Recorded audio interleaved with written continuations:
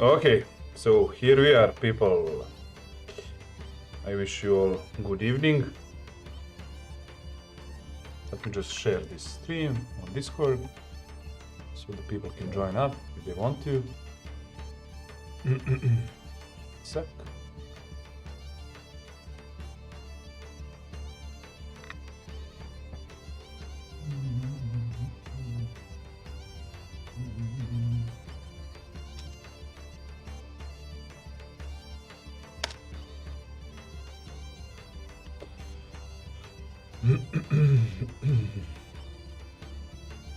Okay.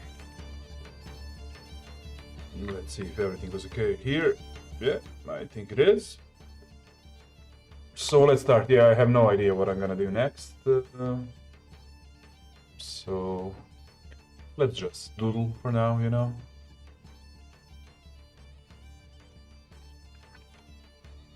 Draw me. Hey, Matilda said draw me. Hello, Matilda, my friend. Dude, I will not draw you. Like, you want me to draw that portrait from Rust, man? Draw Matilda.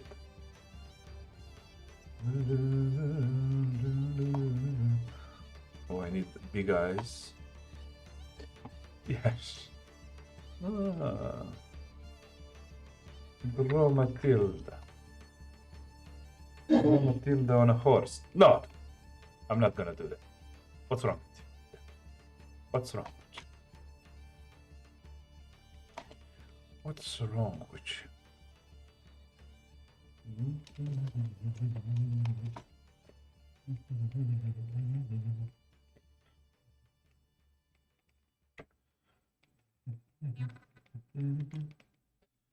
Boo! Yeah, I think I have some idea in my head. Just let me try and capture it, you know.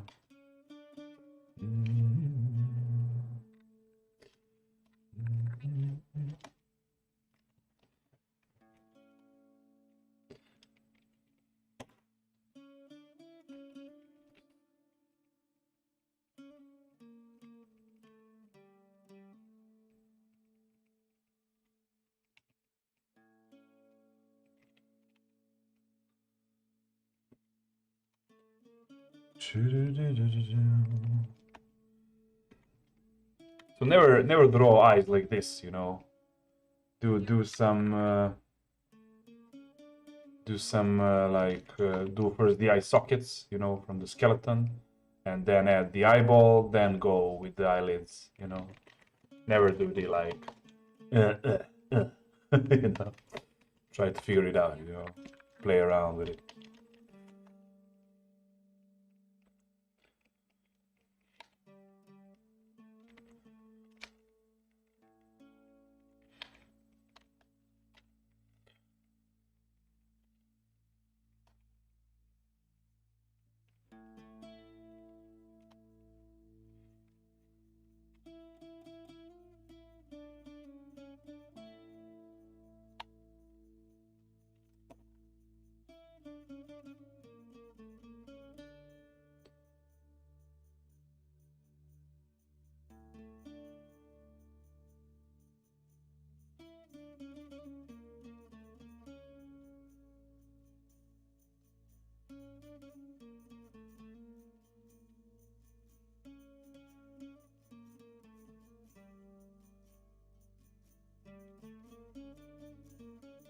Okay, let's liquefy.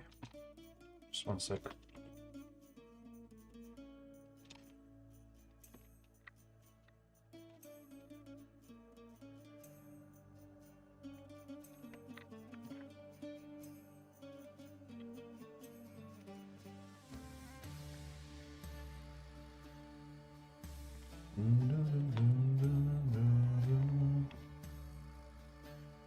Yeah, I want to change like the position to go a little bit like from the below.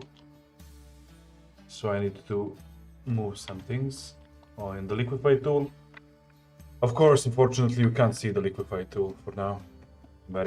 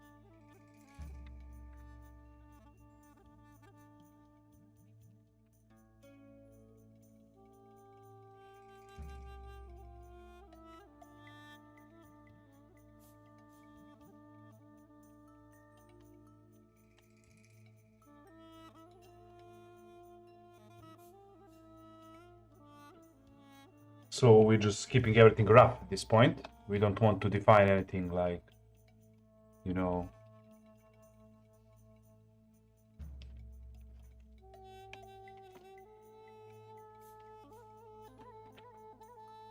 Let me play a little bit with the liquify again.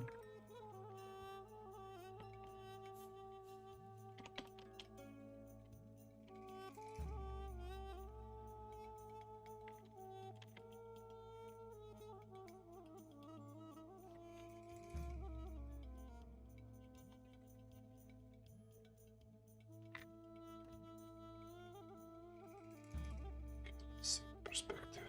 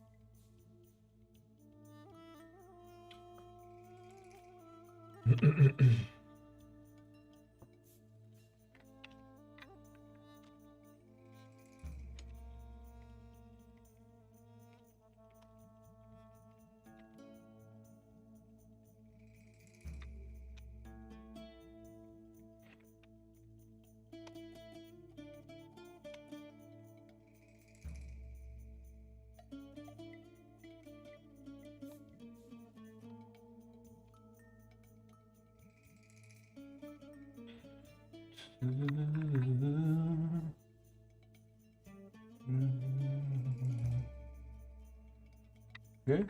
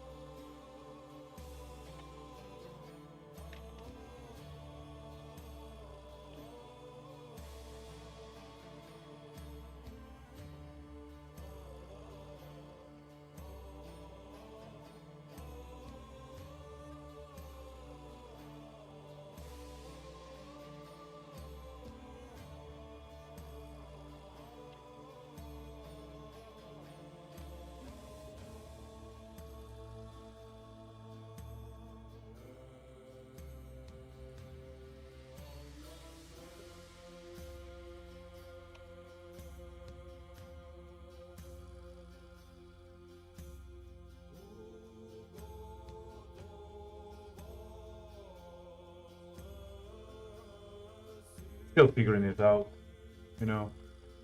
It's a process. I have an idea this time. I'm not going fully like without the idea like the last time. This time I have some idea, which I don't want to tell you. We'll see how it's gonna go.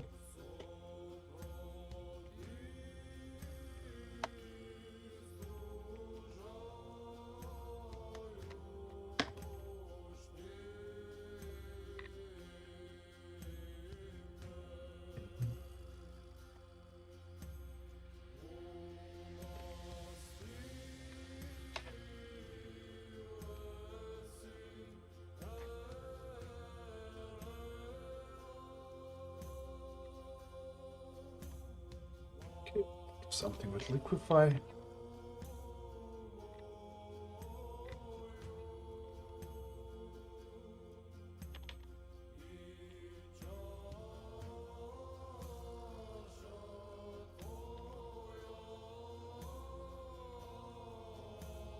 Okay.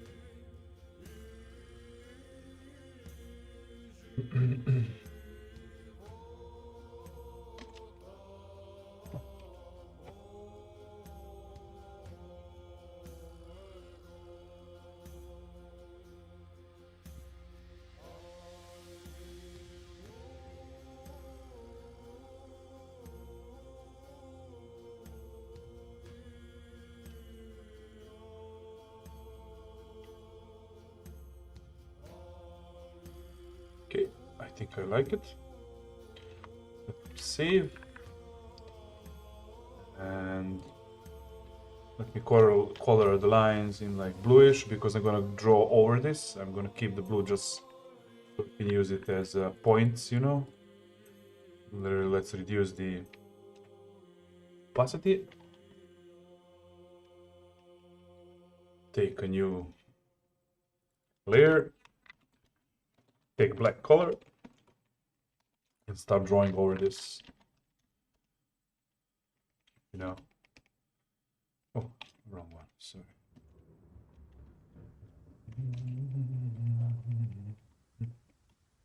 So we are not going for the last line art. We're just going for another sketch over the sketch, you know. And after this one, we're gonna go with the clean line art, you know.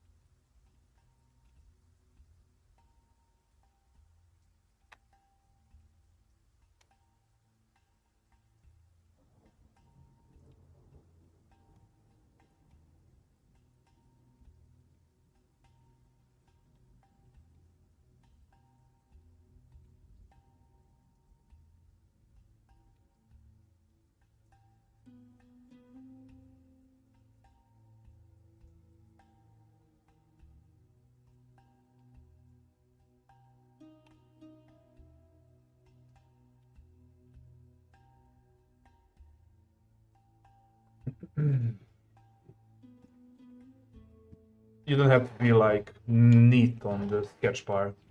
My advice is for you to go as full, as messy as you can in the sketch part because that's the only way you're gonna release your stiff hand, you know, and like draw the how to say that, more certain lines, you know, assertive lines or something.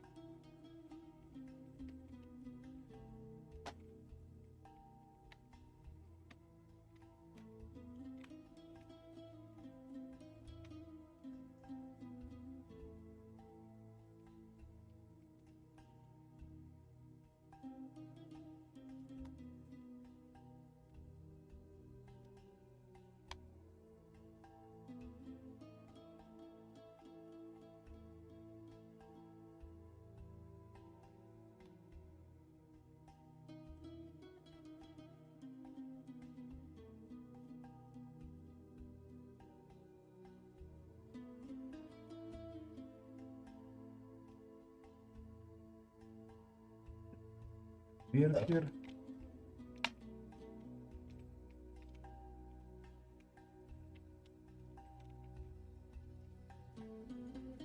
Also the cap should go here somewhere, I think. And the ears, of course.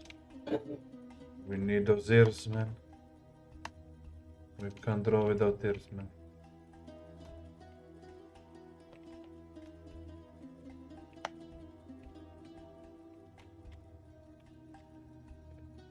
Boom, boom, boom, boom.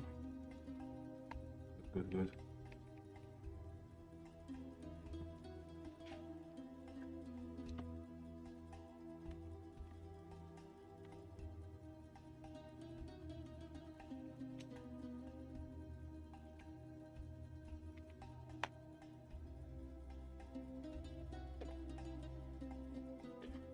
So I'm just trying to construct, you know, the stuff here.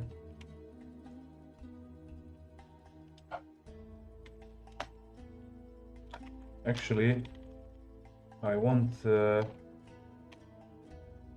I want him to have like a really, really big beard, like ages old beard, you know.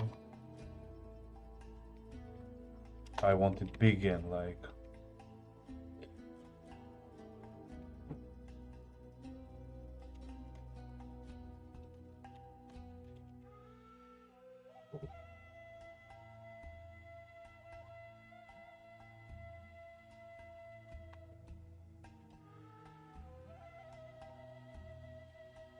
okay, we will now copy this one to the other side. We're gonna turn off the sketch part over there. We're gonna use this. We're gonna merge these two sides, and then we want to like how to say desymmetrize this if that's the right word, I don't know, this drawing, you know. And first we're gonna do that with liquify, because nobody's face is like symmetrical, you know.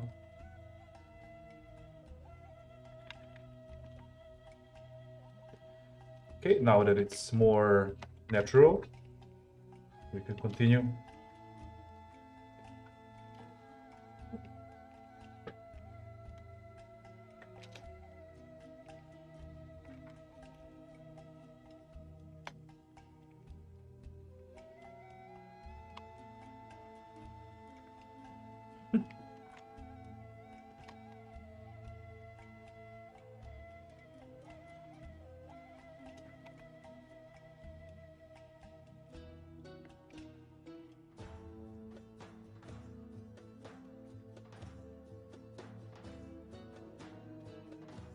No. This.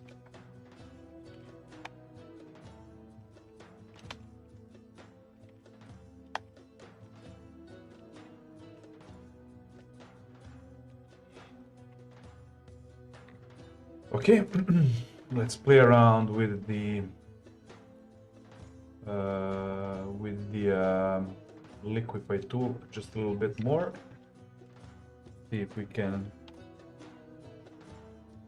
do something interesting here or not. 1 sec.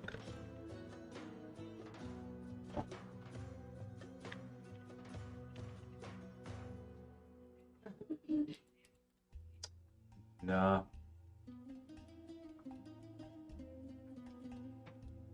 Nothing. Also, I think we should zoom in this. Yeah, like this. Mm-hmm. Definitely.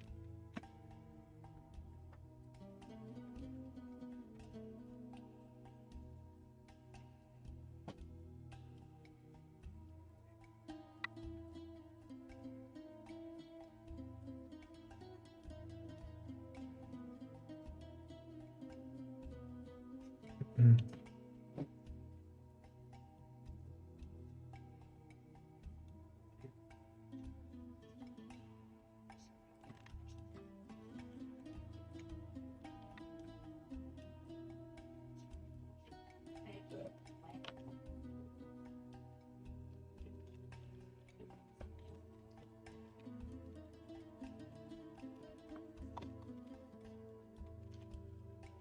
Mm.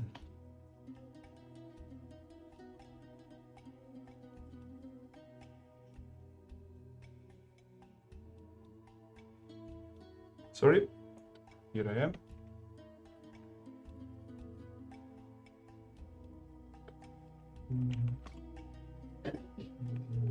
Okay, so we have a good sketch.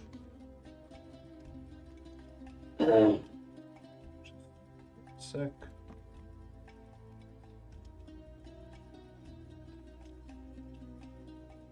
Just save this as sketch also.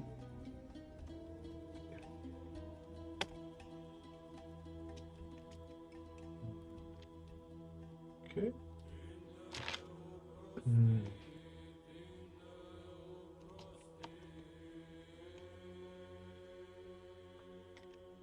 We're gonna also add this bluish color now, because we're gonna do this, use this as a layer below with a minimum opacity, you know, and we're gonna draw over this.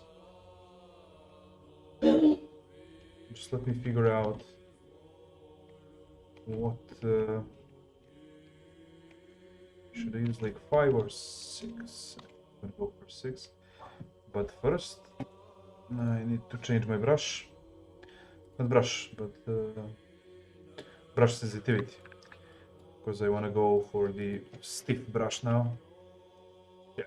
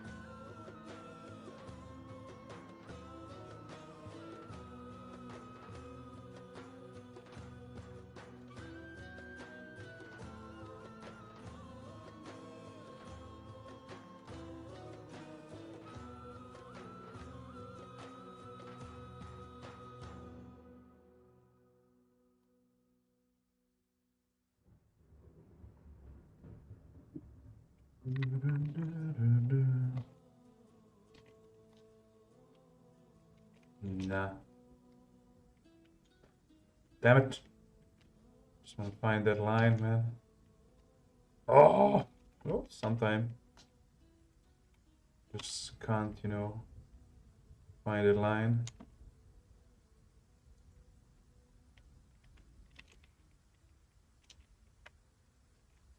So actually, when I'm doing this last line art part later, how to say the final line art, I'm not drawing like slow lines, like this. I don't do that.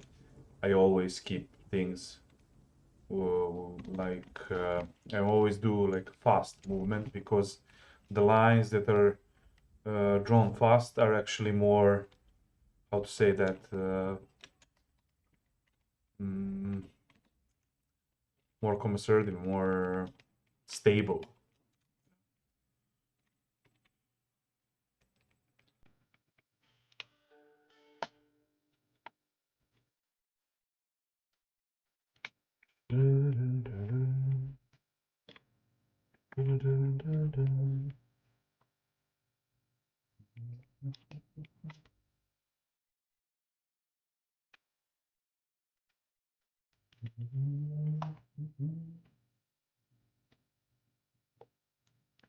Nope, I don't like this.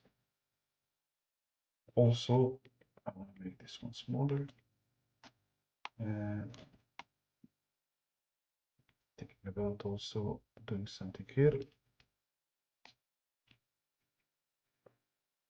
Let me see like this. Yeah.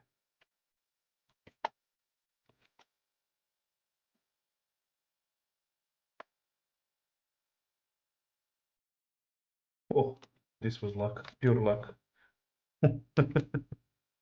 Here.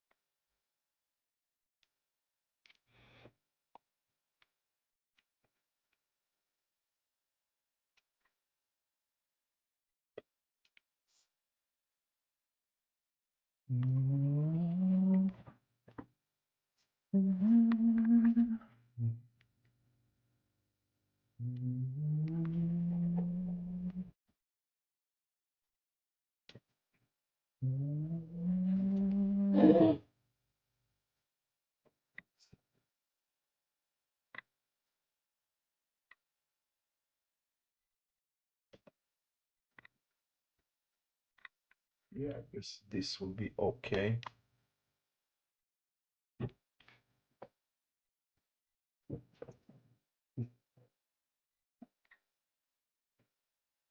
Ah, nope, I don't want it.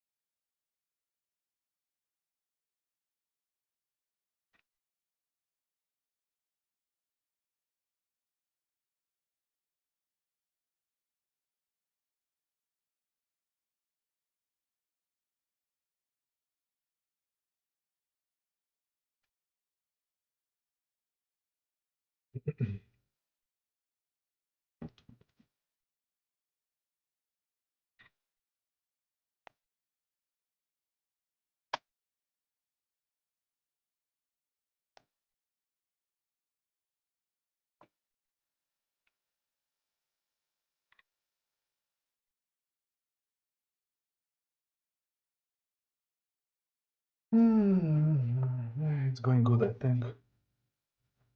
Looks good.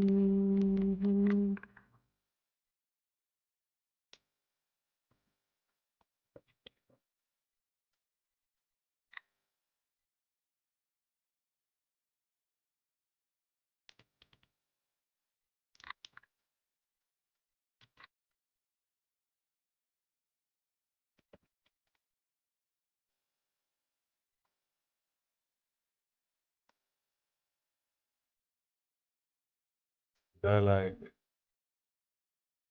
do something different here, like this, maybe.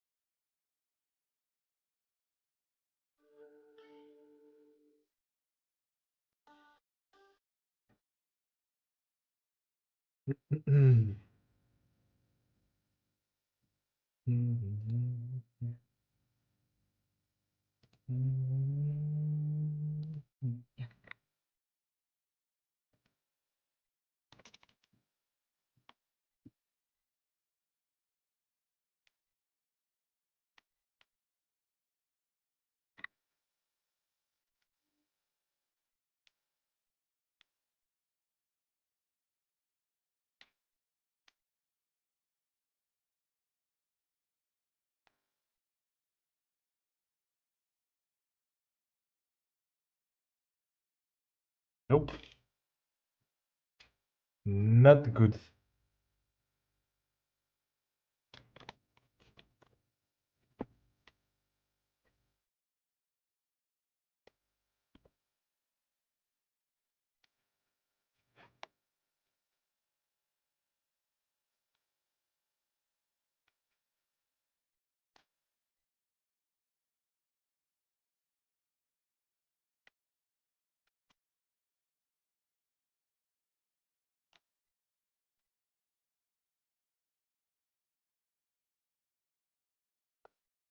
Is the defining?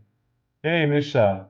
Well, yeah, I kind of have guidance in my head, man, where I'm going to. So we're gonna see how it's gonna be.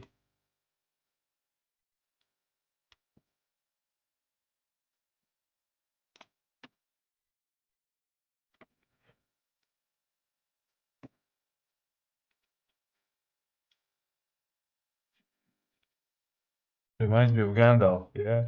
It's gonna be a priest, although, but yeah, it's like the same stereotype, visual stereotype, yeah.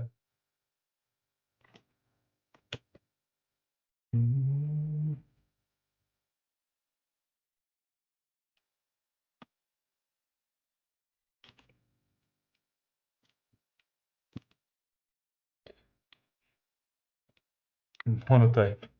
Well, I don't know, man. I don't even know what monotype is.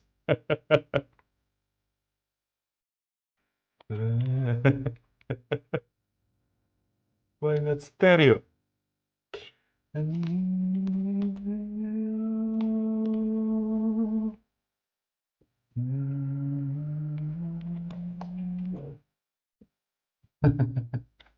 Mono stereo? I don't even know. Fuck yeah. How are you, Misha? Are you feeling good today?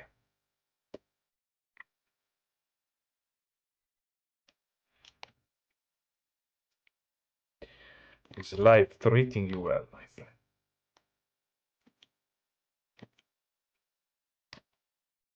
Is life treating you?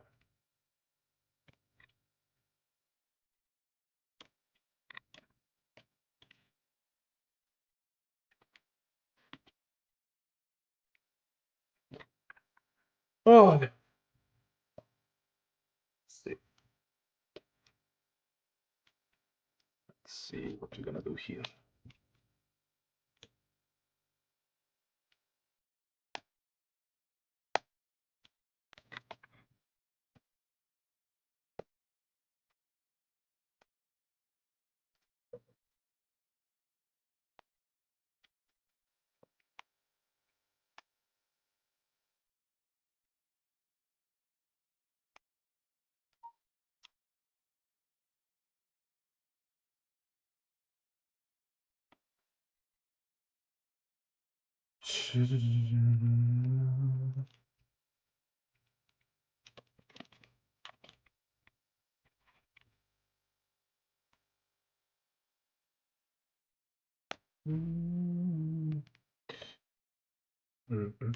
Well, I don't know, too much lines here, man.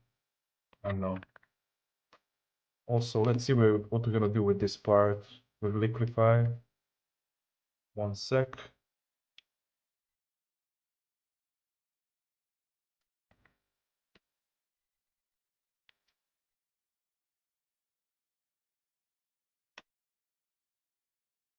Yeah, now it's better.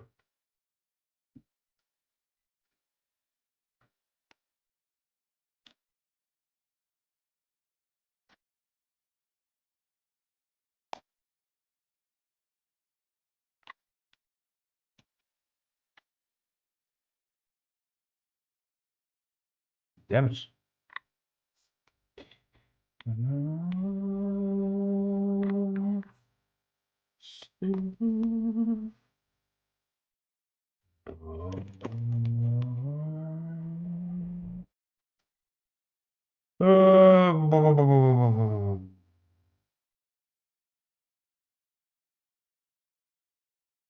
Преображение.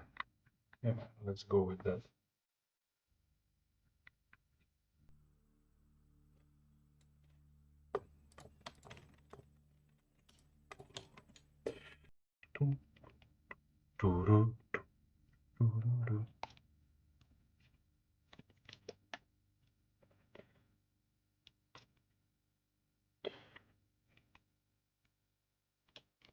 Nope.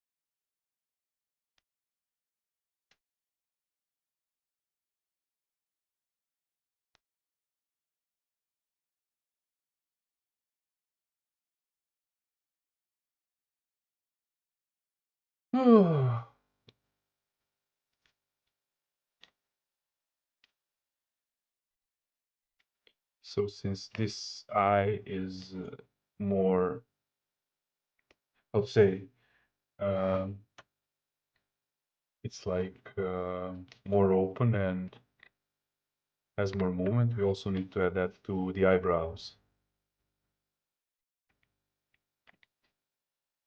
First, let's just do like a few lines here and there. Oh, different one here, definitely like this, maybe. See. Yeah.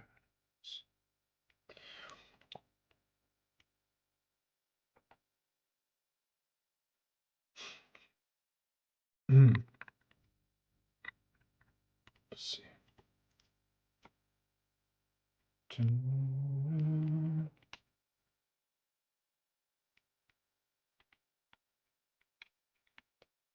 Oh, I love this song.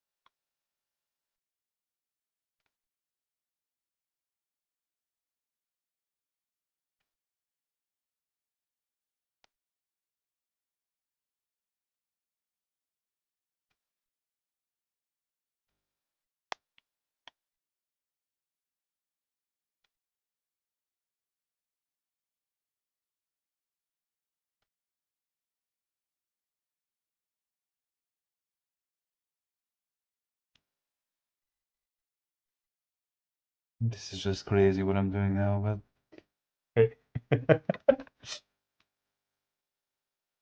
It adds that little, I don't know. It's better with that, I think.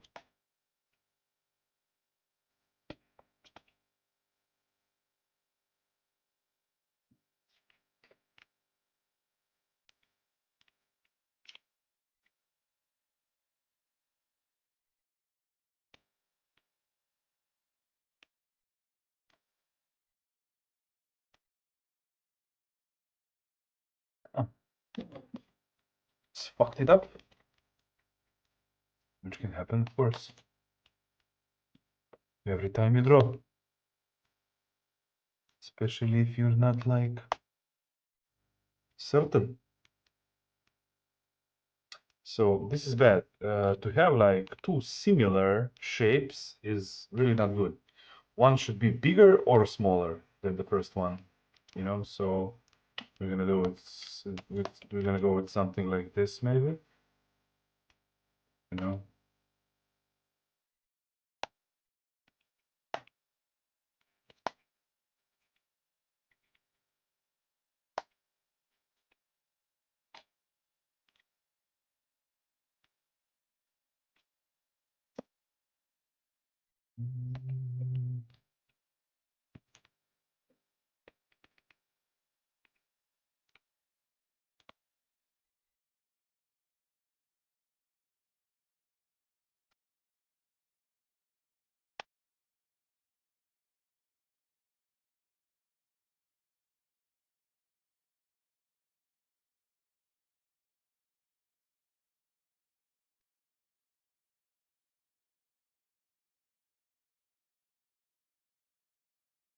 Oh, this is a bit strange, don't you?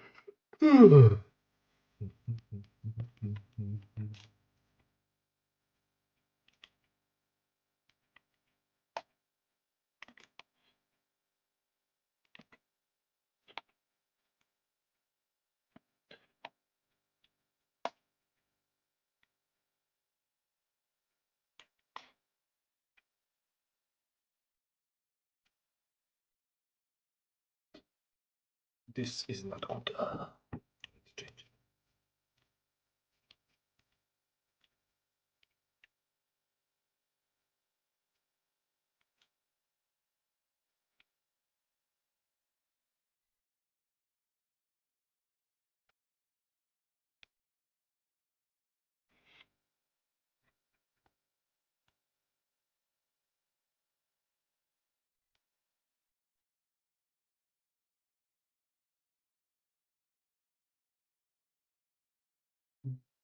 Bum, bum, bum, bum.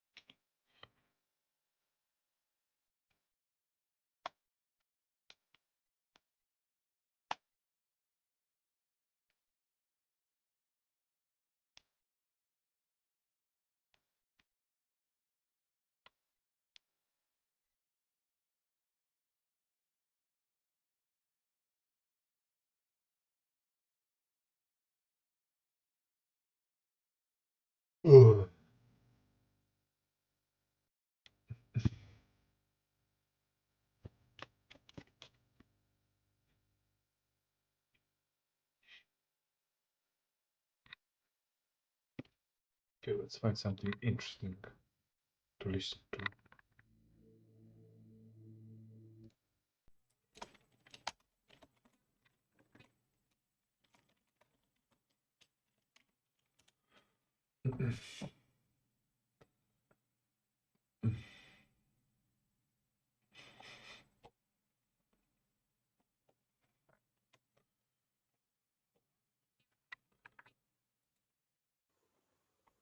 So, hello everybody.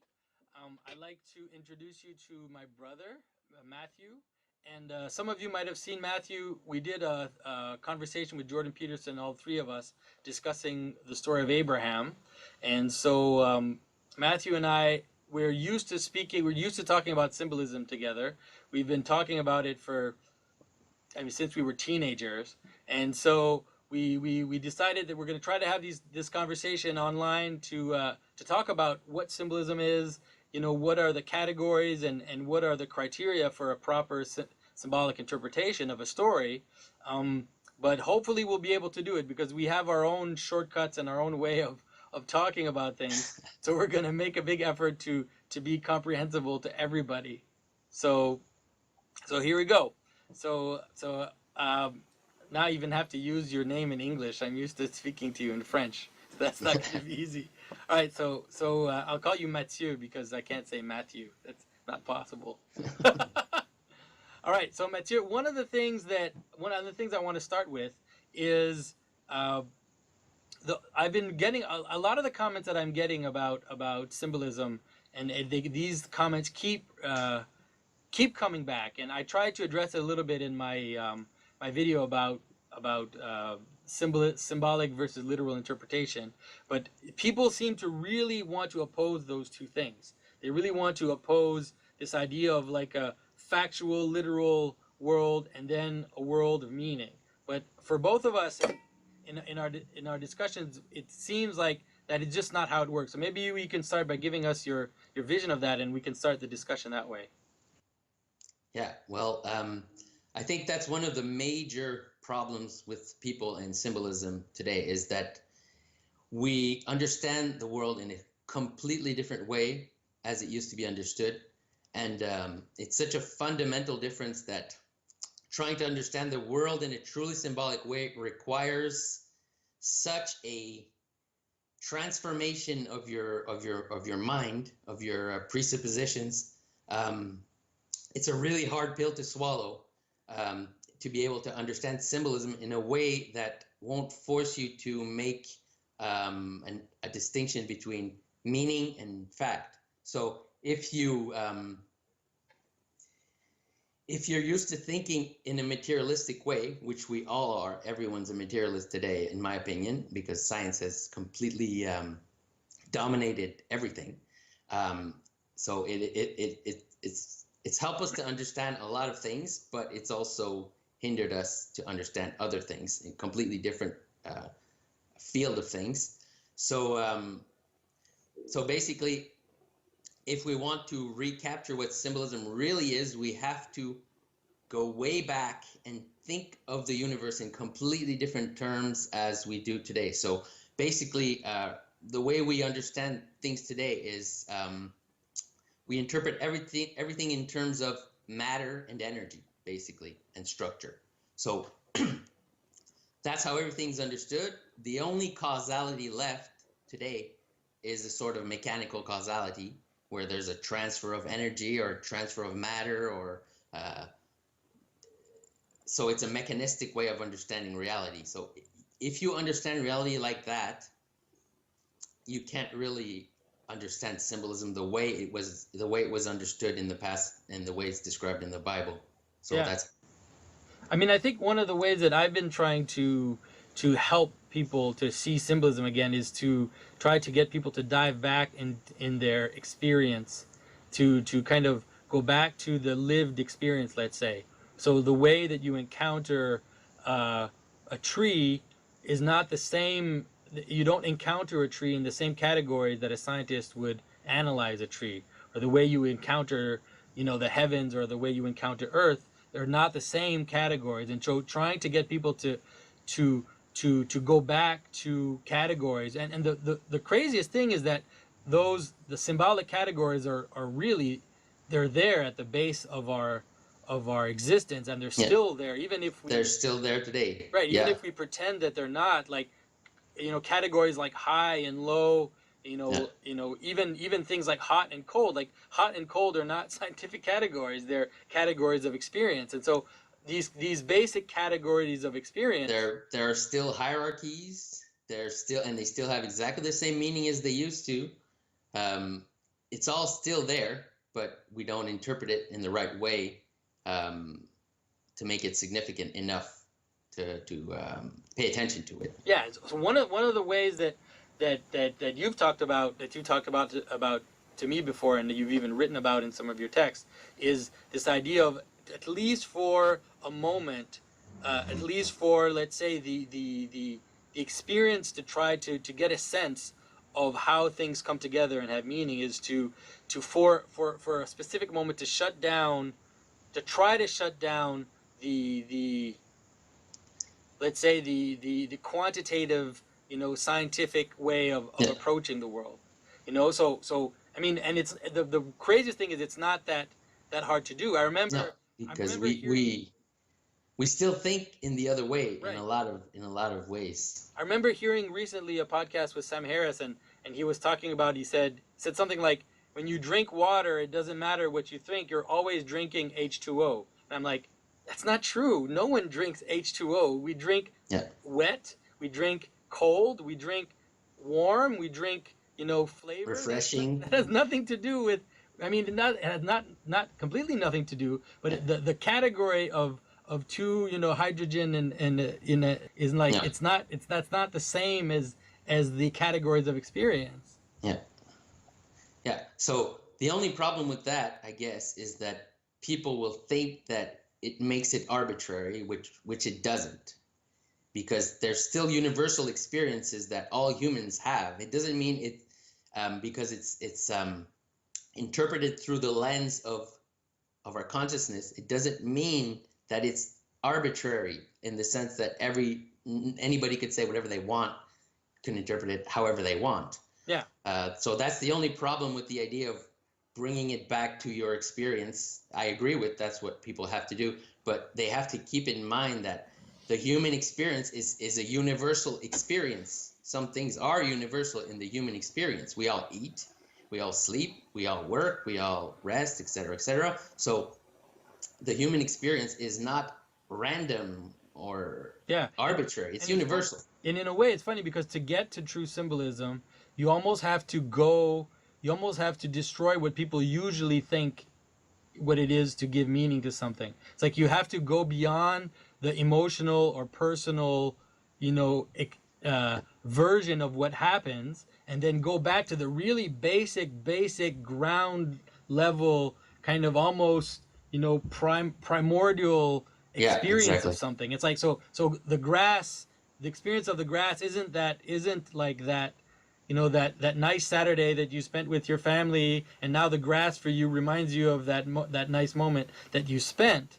The reality of grass has more to do with the fact that it's below your feet, that it's down there. That it's all these. It's like a chaotic mix of different things that are just there on the surface of the earth, rather than that. But maybe that participates in the reason why laying in the grass on that nice Saturday was a pleasant experience. Probably it does, actually, but you have to go beyond that like psychological, literary type of interpretation to get to the baser reality. Yeah, but just because it's interpreted through human consciousness doesn't mean that it's like a personal, individual interpretation. It can be, but that's not how symbolism works, because I don't care about some person's individual interpretation of something when that interpretation is based on nothing but their little ideas. Symbolism becomes important when the interpretation is universal. I mean, that's one of the criteria by which we can distinguish real symbolism from the kind of symbolism you can find in a movie or in a story that's just been made up by someone on the street. And even then, most of the time when people tell a story or write a movie, they will use universal symbols, because otherwise nobody would care. Exactly. So even when it is interpreted through individuals, if they want people to care about their interpretation of reality, they'll make it universal. Otherwise, nobody cares. Right. And so in a way, the idea would be to say that symbolism is really the way that our consciousness is written. In a way, it's like it's what makes it possible for us to even perceive and engage the world, is these basic structures that we're made out of, that our experience is made out of. I mean, that's symbolism. It's really it's really at the base. It's really what makes it possible for us to engage with the world. That's the same structure as the religious hierarchy, like the religious symbolism. Yeah. So, yeah. In fact, the basic structures of symbolism are so universal that even people who would like to deny them are into those structures. They can't escape it. So like a scientist, let's say even an atheist, he's working on a scientific discovery or something like that. He's trying to perform an experiment. He can't escape the basic structures of symbolism. So what is this person doing? He's trying to unite a theory that he has, an abstract theory, a metaphysical idea. He's trying to join that with the facts that he observed. So this scientist he's a human between heaven and earth, trying to mediate between heaven and earth. He's trying to mediate his abstract theory with a concrete fact. So the scientist, whether he likes it or not, is participating in the symbolic worldview. He's a mediator between heaven and earth, whether he likes it or not. And when I say, I talked about this when I talked to Jordan Peterson, when I say heaven, I mean meaning. So theoretical meaning. And when I say earth, I mean the factual reality, concrete reality. And that's what it means in the Bible, and that's what it means in pretty much all traditions. So yeah, and it's funny because I made that video about how science is nested in religion, trying to talk a little bit about that as well. And it was funny because just what is it, like like a week later, I hate always harping on Sam Harris, but I heard Sam Harris speaking about the phenomenon of emergence, and he was talking about how we see these different patterns appear at different scales of reality, and how, like let's say the same patterns appear at a biological level as a city. And he was trying to, he was really struggling to make those jumps, those qualitative jumps between, quarks and atoms to, a person, to a city, and he kept using the word higher order phenomena. He kept using this hierarchical language about these higher orders of manifestations. And I thought, wow, man, you're a religious thinker. You don't even know it. Yeah, and I think I listened to that also, and I think the answer was also interesting, because what the person said is, you don't want to explain higher levels of phenomenon with the lower levels because it's extremely complex. Yeah, that's it's not so what Sam complex. Harris wanted, though. Sam Harris didn't like that answer. Okay, I don't know, but the scientist did. Well, go ahead, keep going. Yeah, so it's so extremely complex that giving an explanation at that order would probably be impossible. And even if it is, it wouldn't be coherent to us as humans. You see, so right there, yeah, it's important. You can't get away from it. You can't get away from the fact that we are humans. We are observing phenomenon. We can't abstract ourselves from the equation of knowledge. So the scientist, the materialist, tries to step away from the universe and look at it as if he's not in it. Yeah. And which is fine to a certain degree, and it's fine to understand certain things like mechanical causality. The perfect way to do that is to abstract yourself from reality, but you still can't escape the other reality, which is the ancient way of thinking, where it's centered on the human. It's centered on consciousness. And so basically, the scientist can try to create a worldview in which he's not there, and in which his theories don't exist in that model of the universe. But it's problematic for certain things. It's problematic. So it's also probably problematic to include it. So there's a reason why materialistic science has discovered a whole bunch of things that the traditional worldview hasn't discovered. Yeah. Because it's useful to get out of the system. But so ideally, I think it reaches a limit, though. At some point, it reaches its limit. I think it has reached that limit. I think quantum physics is one of the signs that this limit has been reached, because they reached a point where the observer can't get out of the equation. So you have to admit as an observer that when you look at the phenomenon, you are impacting the phenomenon. There's no way out. Now there's no way out. Yeah. So they have reached that limit. And So it's going to come to them soon. They're going to have to deal with that limit. I don't think they're dealing with it. I think they're going to have to deal with it, though. I mean, what does it mean?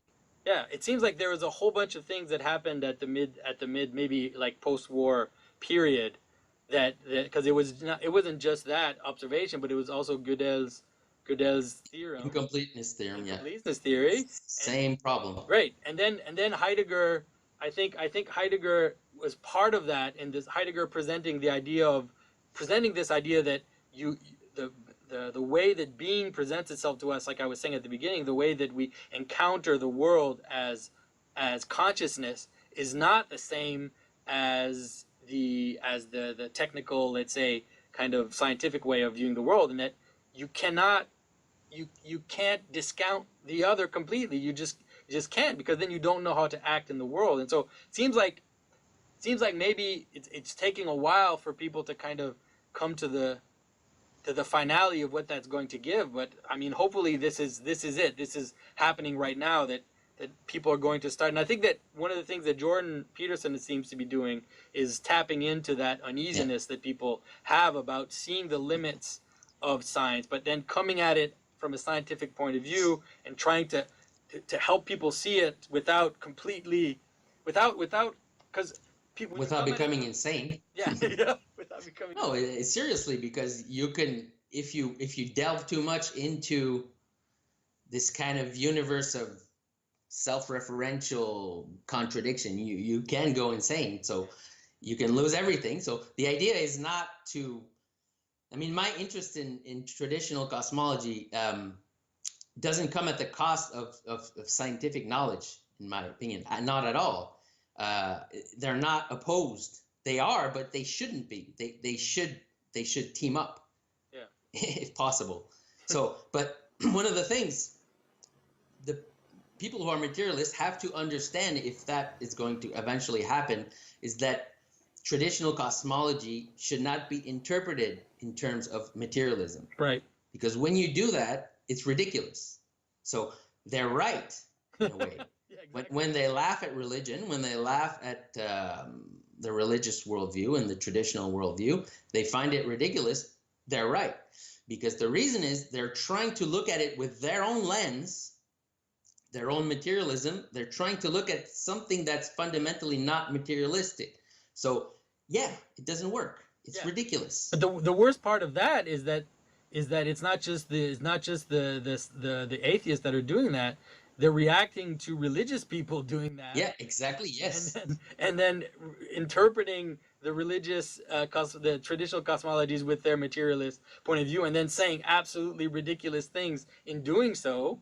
And so, so the atheist has every reason to mock them. Exactly. That's totally absurd. Why I have zero animosity towards atheists. I have zero animosity towards skeptics, because they're not responding to religion, really. They're answering to the problem of people who are essentially materialists and don't know it, and interpret the Bible, for example, with materialism, and even though it doesn't work, they still stick to it. So I think you gave an example in one of your videos. I'm not sure which one, but an example of, so you ask somebody, what does it mean when it says he went up into heaven? Yeah. So let's say, for example, Elijah goes up into heaven. What does that mean? Does it mean that he goes up into the atmosphere and then into outer space or something like that? It becomes ridiculous immediately. Yeah. So there has to be a stage where people who are scientifically minded stop interpreting it like that. Okay, don't worry about what certain religious people say. If they interpret it like that, that's not what has to be critiqued.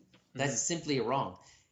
What has to happen is we have to re-understand what it means to go up into heaven. Okay, that's just an example. Pretty much everything has to be, in a way, reinterpreted according to a cosmology that allows it, and that cosmology is the one I was describing with Jordan Peterson. Man is a mediator between heaven and earth, and that's how things have to be interpreted in the Bible. So when it says go up into heaven, you have to interpret it like that. With heaven has that meaning. It doesn't mean the atmosphere. It doesn't mean that. So Yeah, it doesn't mean the atmosphere at the same level that when Sam Harris says higher level phenomena, it means that one phenomena is stacked on top of the other. Like you can't use the language of hierarchy exactly. to describe these higher levels of manifestation and then mock the idea of, oh, you're silly sky god in heaven. It's like Yes. you're using the same word. They're using exactly the same language. Yes, exactly. You're using the same structure and But you're mocking mine. yes, but that's the thing. They're not mocking your structure. Right. They're mocking the people Yeah. who still insist on interpreting it in a materialistic way, as in the one you were just laughing at. It means going up into the atmosphere. So they are not mocking that. They're mocking the people who still interpret it in a way that doesn't make sense. If we can make people understand what it means, then I don't think there's going to be as much discrepancy between Right. science and traditional cosmology. In fact, I think there's none. Yeah. Because they're not talking about the same things, hardly ever. And what's interesting and what I found in kind of my own research is one of the difficulties that people have is that when you read medieval writings and when you read, let's say, the ancients, it's difficult for people to understand because those medieval writers were not comparing themselves to something that didn't exist yet. Like they weren't comparing their discourse to a scientific discourse because that the scientific discourse just wasn't part of their world. And so they just speak forthrightly. Yeah. And now when we look at it with our own lens, we see it just seems to be absolute gibberish. It doesn't make any sense. Yeah. But what's interesting is that in the transition, you can catch, like in the transition between the traditional worldview and the modern worldview, you can catch glimpses of people saying, "Oh, wait a minute, no, don't think this is like the same way that you're like hitting a hammer on a piece of wood." So, like in Dante, for example, there's places where he actually says he talks about ascending into heaven and encountering higher spirits in the different heavenly spheres, and then he says no, the spirits don't actually inhabit the heavenly spheres. It's a condescension of the heavenly language for us to be able to understand the higher truth that we speak about it in those terms. And it's like, well, and he was right at the transition before like the scientific revolution, and so he was already seeing that people were changing the way they're thinking, and he was trying to prevent them from having like a science fiction version of, like a Marvel Comics version of spirituality, like the gods live on other planets. Yes, because that's what happens. That's actually a good point, because that's exactly what happens if you don't make the proper language shift, because the words shift.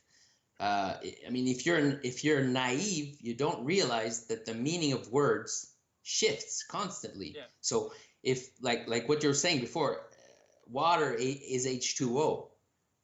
It might be that today, but it's extremely naive to think that in the time of the Bible, for example, when the book of Genesis was written, that's what water meant.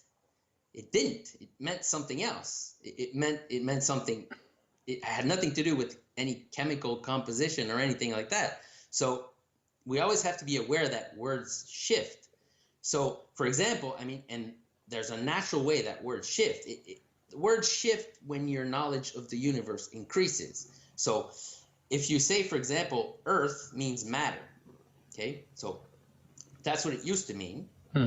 And there's a reason why it meant that, because all matter came from the land, from the earth, okay? So when your knowledge of the universe expands, then you realize that there's matter that's not in the soil, in the earth. So then you have to expand your category, right? So now you use the word matter instead of earth, let's say. So now you've separated those two categories, but they weren't separate before. When all things came from the earth, then there was a coincidence between the metaphysical category called matter and the concrete reality that we call the soil, the earth. Mm-hmm. But when your knowledge expands, then the word shifts. But if you don't keep up with that shift of language, then you start to say things that don't make sense. Yeah, and then things look ridiculous, because And it's funny because it's like people who criticize the religious worldview or criticize the ancient vision of the world. It's like either you really have to think that everybody was on drugs or something. That's what you would have to think, because it's so disconnected to the materialist way of interpreting the world that it's like either they were completely delusional and lived in like a delusional world, or maybe they were as smart as you were. They just were talking about things in a different way. Yeah. I prefer the second because it's more generous and more and it actually, and when you explore that direction you find an amazing, that's where you find amazing things. You find that's where you can discover the pearls that are hidden in the ancient texts. Or else, you read stories and it just seems like it's just a bunch of nonsense. Yeah, and that's how atheists interpret it, and so they're right to laugh at it. They're right to mock it. So there has to be an effort to understand what the ancient language was at some point. You can't just assume that you know automatically what words refer to. I mean, the example I always use when I talk about these things is the example of the fish. I always use that example because I think it's an easy one to understand. So I remember when I was a kid, there was this Sunday school teacher who said something like, he was talking about the story of Jonah, and I don't remember who that person was, but that person said, well, we know that Jonah wasn't swallowed by a whale because the text says it's a fish, and whales aren't fish. Okay, so, and I was pretty young at that time. I don't remember exactly, maybe 8 years old or something, and even then I knew there was something wrong with that. I knew that didn't make any sense, to think that you can use a modern definition of a fish and apply it to a story that's thousands of years old.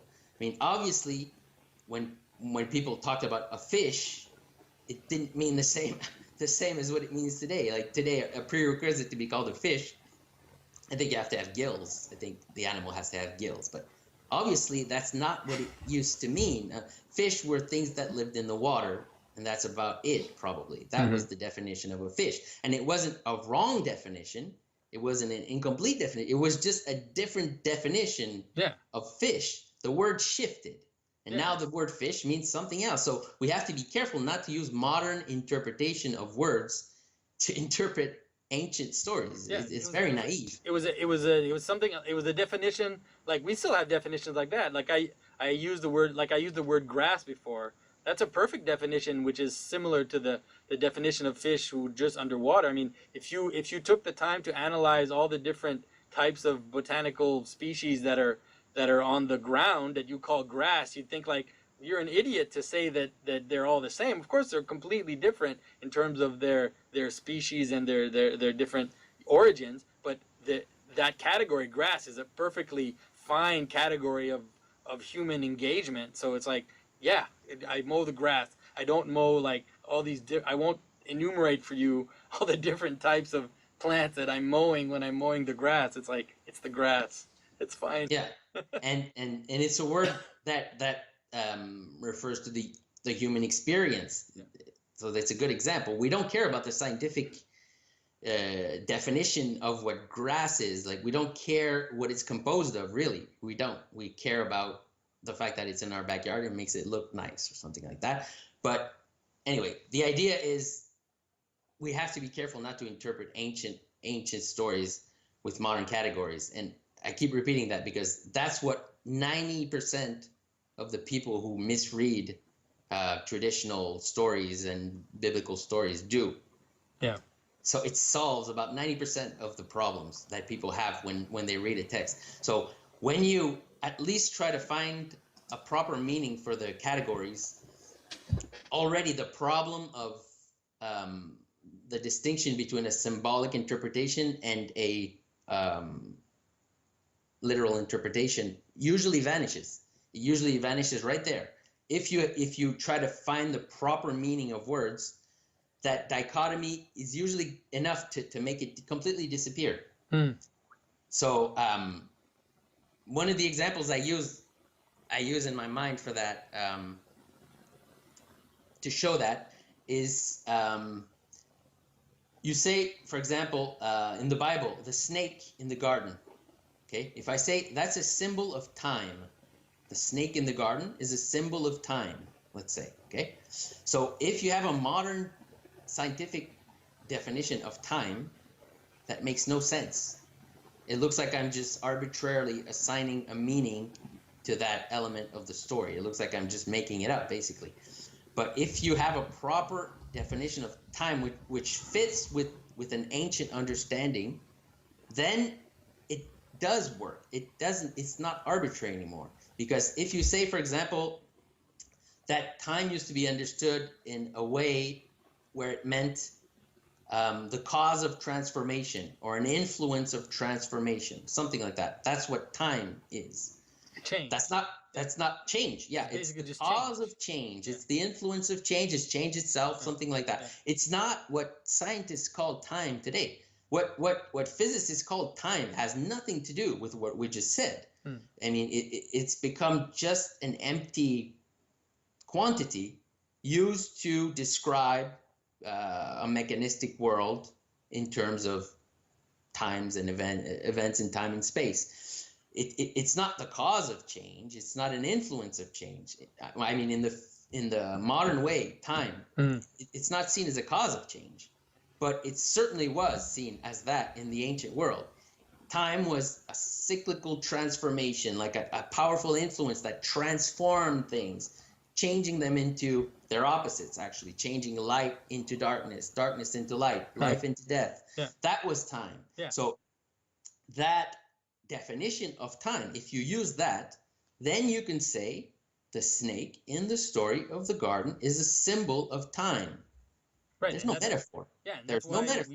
It is the cause of transformation in that story. Where's the metaphor? It's vanished. Yeah. Just because I use the right definition of the concept of time and I stop using the scientific mechanistic one, all of a sudden, when I say symbol, it doesn't mean metaphor anymore. It doesn't mean an allegory. It means nothing of the sort.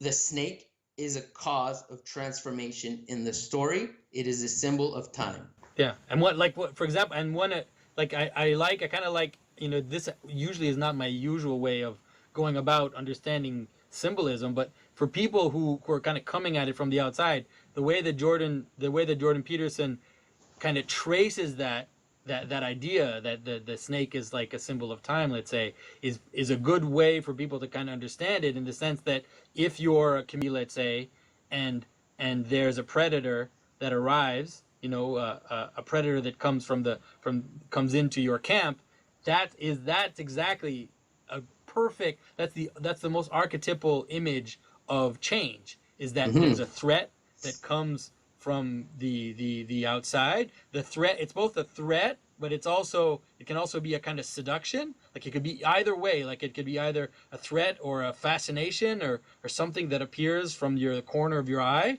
and that thing is going to tumble. It's going to make things tumble. It's going to make. I know you are, my friend. I know you are.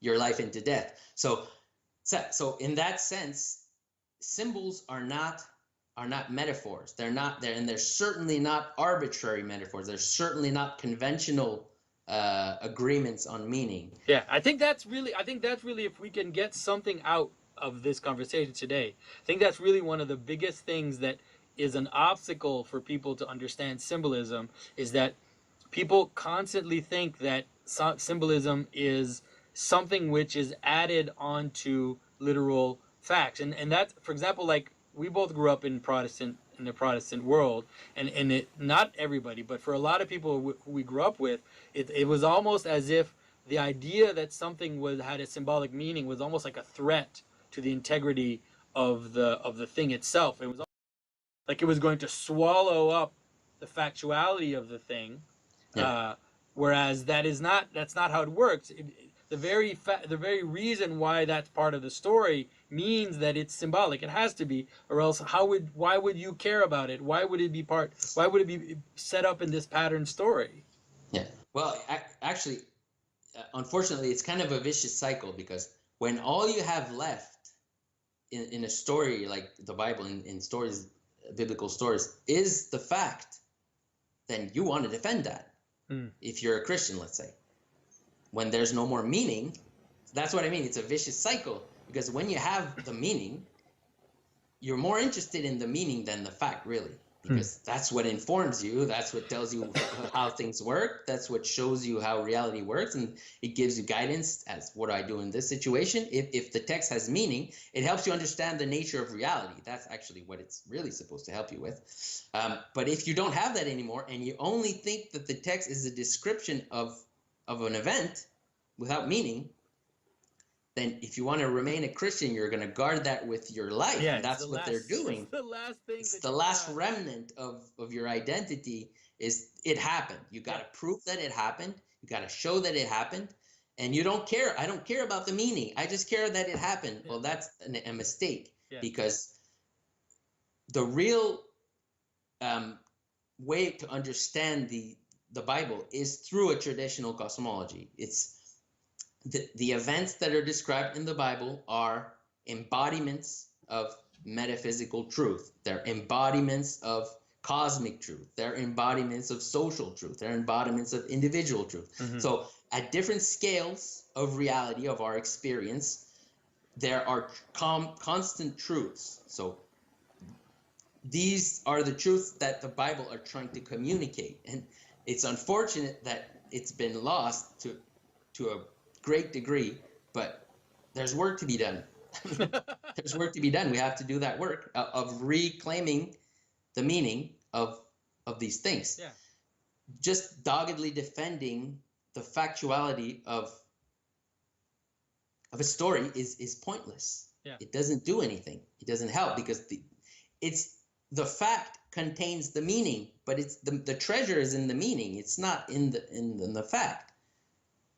So the whole point of the fact is to support and express and help us to understand higher meaning, spiritual meaning. Just like a scientist who performs an experiment, it's not the experiment that has value in itself. It's the general truth that the experiment reveals. So, I mean, it's interesting. I always find fascinating the story of Galileo that drops two cannonballs from the Tower of Pisa. Okay, I like that story because it's a perfect example of this dichotomy of meaning and fact. So in that story, why do we keep retelling that story? Do we really care if it happened or not? I mean, it would be interesting to think that it happened, but the reason why we keep restating that story is because that specific event expresses, proves, manifests a cosmic truth, which is gravity, which is the nature of gravity. So why do we care about that event, the dropping of those two cannonballs at the same time from the tower? Is because it proves a cosmic truth about gravity. So the same can be said about what's in the Bible. The event of the dropping the two cannonballs. I mean, some people say that it actually happened. I've seen other people say that it doesn't happen. And what I say in my mind is, I don't care. I don't care that as much if it happened. I care a lot more that it revealed the nature of gravity. Right. Okay. And also, and I think that even when we use the word fact, when we talk about a story, especially if we talk about ancient stories, the notion of what a fact would be in a story that was told 3,000 years ago it doesn't mean a scientific fact, right? One of the things that I've been trying to get people to see is that to remember something and to attend to something for thousands of years means that whatever it is that happened, whatever event that happened, has to be compressed. Like it has to be brought into something that has meaning for everyone. So like I kept thinking about, like the idea, let's say that I tell the story of a modern story to an ancient person, and in that story the person has a gun in it, and that other person doesn't understand what a gun is, but I can still tell the story. I just reduce it and I use the word weapon, let's say. Yeah, and then I find a word and then maybe the word weapon in his language means a lance. And then finally it ends up being a lance, but it doesn't matter. It's the same thing. You're just still telling the compressing story. Right, Yeah. I'm compressing the categories in a manner which makes them universal. It doesn't have to be. It doesn't have to be forensically the same thing for it to be a fact, and for it, because categories can be enlarged and detailed and can be compressed into more and more compressed categories. Anyway. Yeah, and that's important to understand, because one of the reasons why the texts are written the way they are is because they focus on the meaning. So I mean, we don't have the events, like, let's say we're talking about the story of Abraham. We don't have the events anymore. We only have a story about the events. So the story was recounted in a certain way, and the way it was recounted, the purpose of it was so that we understand what it means. Meaning. Yeah, exactly. Yeah, and we see that. I was thinking about that the other day. I was thinking about kind of trying to find examples of that for people to understand. And one of the things I kept coming back to was the idea of crossing a body of water. And like we have in the Bible, we have the flood, then we have the crossing of the Red Sea. But then I was like, okay, let's keep going. And then it's like, oh, that's funny, because we have Caesar crossing the Rubicon. Then we have Constantine becoming emperor by fighting a battle on a bridge. And then there's all these examples. Then you come up to Washington crossing the Delaware. It's like, why is it that all these stories of a change of power happen at the crossing of a body of water? And then some cynic 200 years from now would say, oh, well, the Washington none of that happened. Crossed the Delaware, because exactly. Of course you didn't. It's Hey, dealer man. Welcome. How are you, my friend? How are you doing? How are you doing?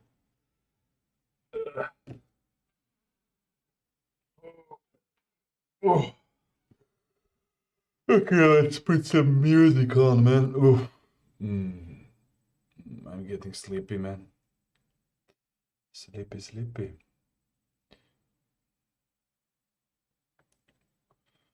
Where is the streaming music? Come on. I'm okay, so this is your new RPC. I guess, man. This is a pure art piece, man. It's like more of a piece than an art, but still.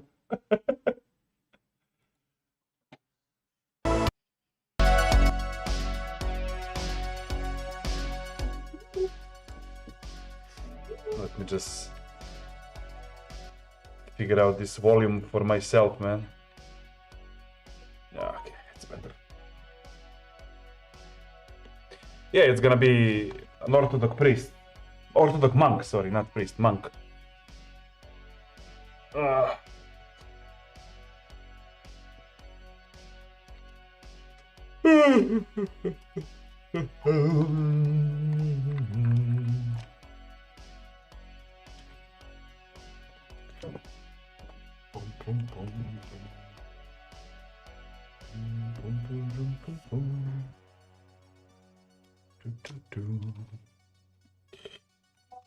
Okay, this needs to go out.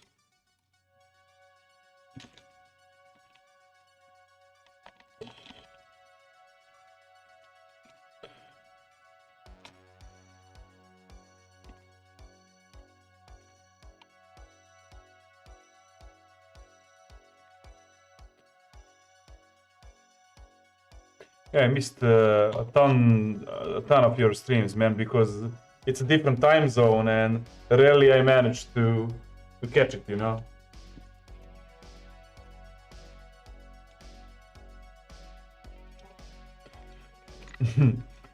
Hello, everybody. This is Fantazmo, an artist from Russia. It's so hard, man. That.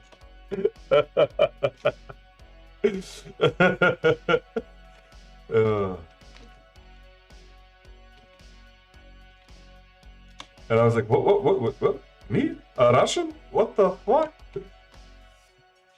What the actual fuck?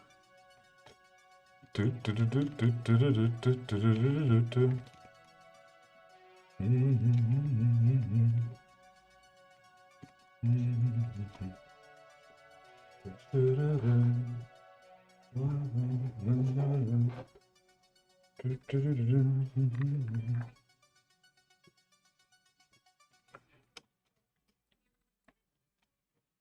be right back. So my wife turns on TV, then she goes away from the room, leaving the TV with the commercials.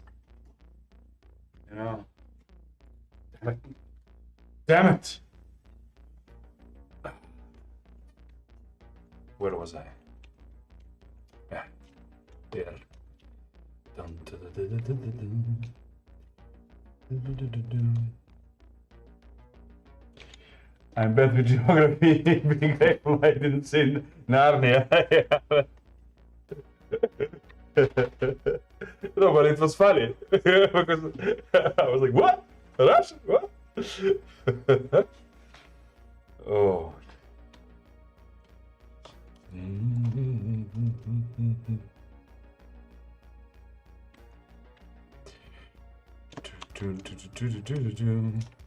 So, are you getting ready for elections in 2024, man? It's already like how to say the pre-campaign or something in your country is like already I don't know, in its not in its infancy to say. It's going on like hell.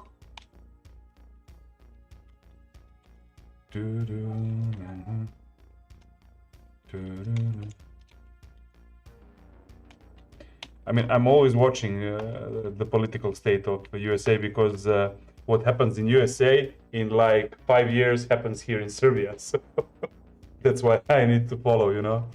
Even from Narnia. We, the Narnians, we have to follow to keep ourselves informed, you know.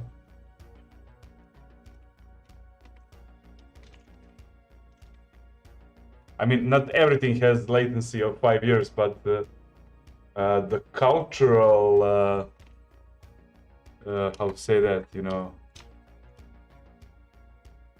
the cultural profile of the community throughout the state is the thing that I was thinking about when I said that.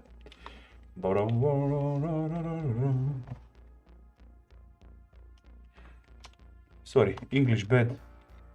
English bed. We can't do better.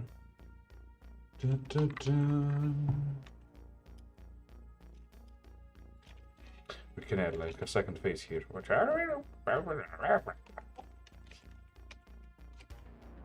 5 years is pretty quick. Mexico is right even that dude there.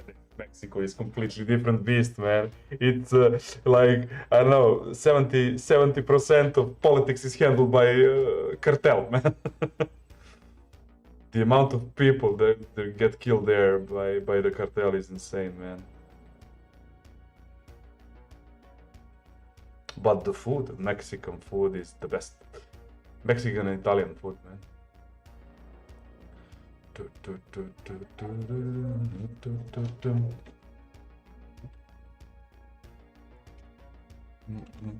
And when Trump finished the walls, it's gonna get like 20 years, you know, of latency. Damn it. Because we all know Trump is gonna win 2024. Come on, man. Let's be honest, man.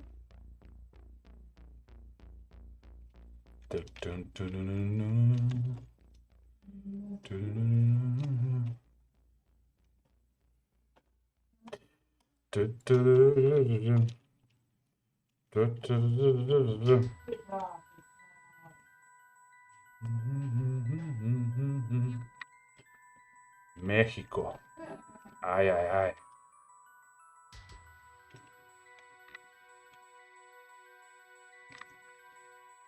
Actually, Mexicans are pretty similar to us, people from Balkan, you know. They're hot-headed and how to say that. like alive. I don't know how to find the correct word. Boom, boom, boom, boom, boom.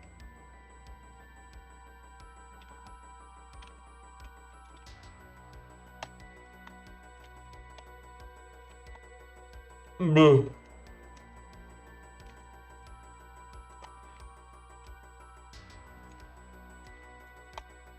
Damn it. This liner phase is never gonna end, man. It's never gonna end.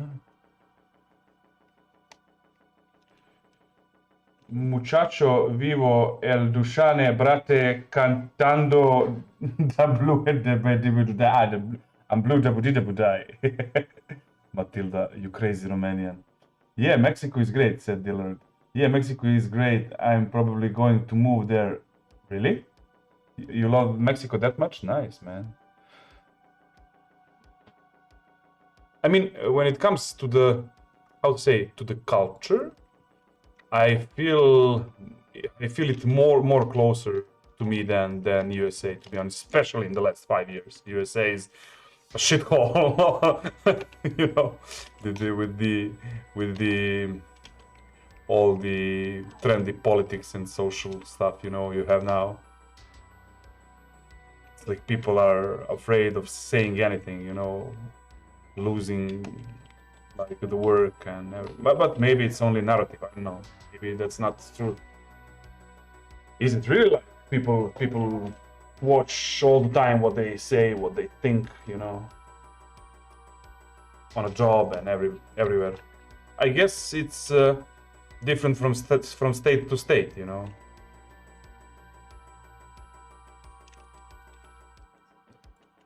Enlighten me, Dillard.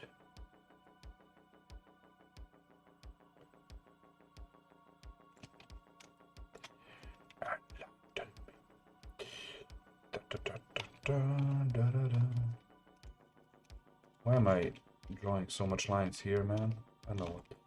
Let's simplify this. So we need like one structure line like this. Yes. Yes.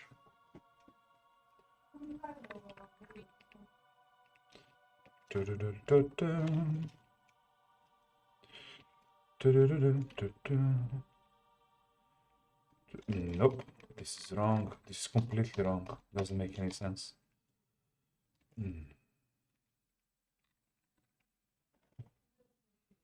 I kind of need to learn to draw line art of the beard much better than this.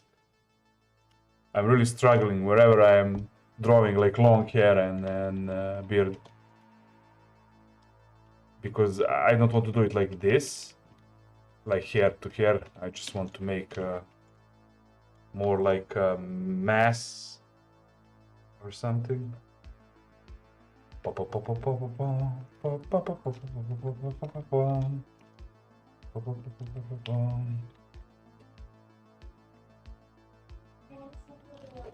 I'll teach you. Of course you will, Matilda, my Romanian painter.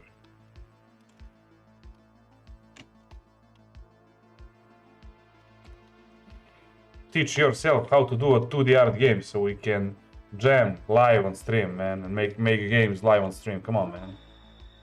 Let's do that. Fuck the video games. Let's make those, not play those. My wife, Dylan Draw says, my wife has dual citizenship. Sorry, I'm working on mine. Yeah, we have a property south of Mexico. Yeah, in KM 52, crazy cheap and no nonsense. Ooh, nice, man. Nice, man. I had like a struggle reading this, but I understand what you said. Yeah, man. I mean, you're not young. You're gonna go there eventually, you know. A few more years, man. You just hold. So your wife is from Mexico, yeah?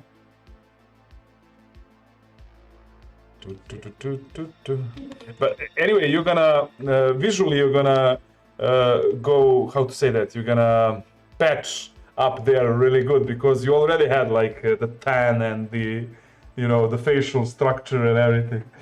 What about a house in a lake town of Chapala? Absolutely gorgeous. Yeah, let me see the Chapala on the Chapala lake town. Let me see. Oh, dude, this place is heaven on earth, man. Dude, beautiful. This lake is beautiful, man. It has palms around. It's almost like a seaside, not the lake. Fuck. It's really beautiful.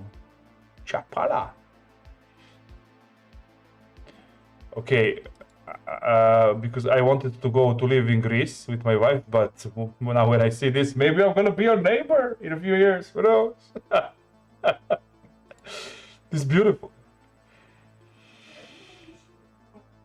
It's really beautiful. It looks like a quiet place, you know.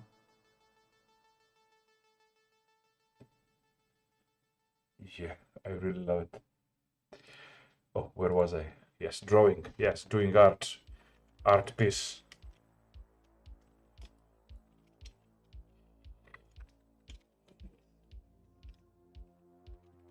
Nope.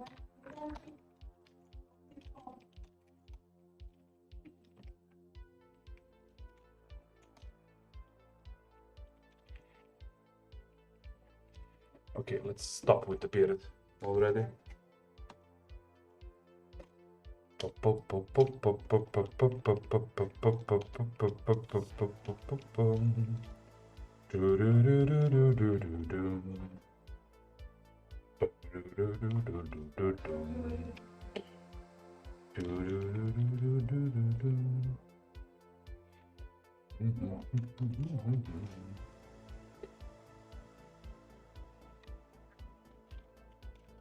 I completely forgot to save, man.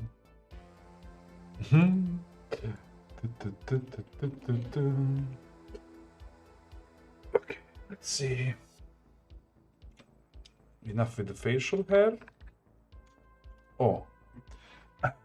Matilda said, I read Buy a Horse. I got excited. Where did you read Buy a Horse, man? Why did you get excited by potentially buying a horse? Buy a horse. Oh, the sign in the Chapala. Is it Chapala? Chapala, no? Yeah. Oui? No? No?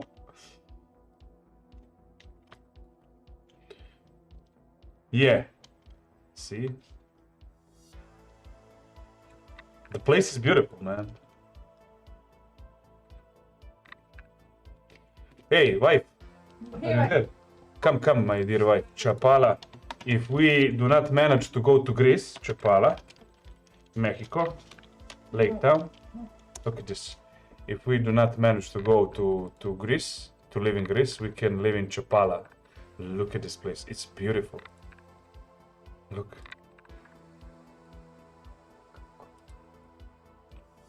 It looks like seaside, not like lake.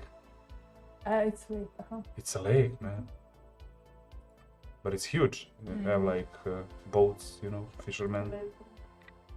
Beautiful. We should move together there. You, me, your wife. That sounds. Felipe. That sounds wrong, man. Yeah. You write it down, Serbian, and maybe I'll consider it, man. Maybe I'll consider it.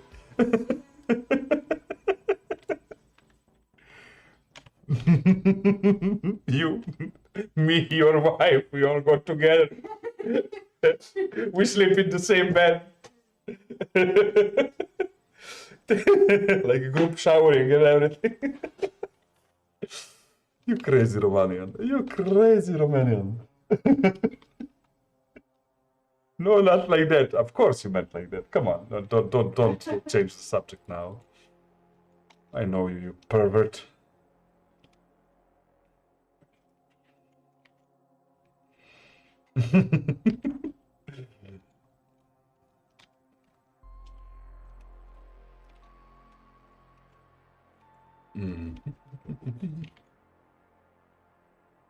I would never. Yeah, come. you always want to get inside the bed with the old people. So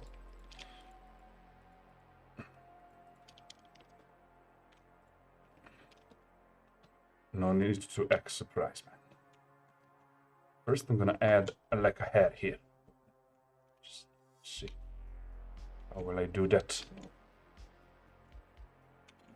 Oh, okay. I'm good. Nope.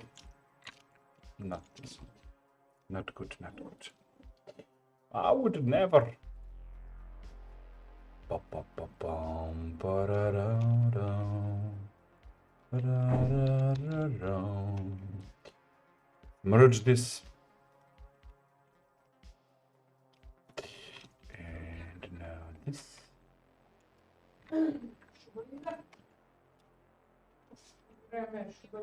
Zašto je vreme, ljubavi?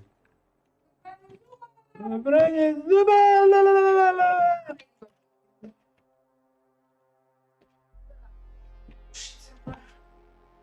Moja puša linda. I got my horses, don't you worry about me. Well, we're gonna get you one sombrero also. And you need to sell the horses and buy some mules, Felipe. That's how you're gonna blend in like a real Mexican.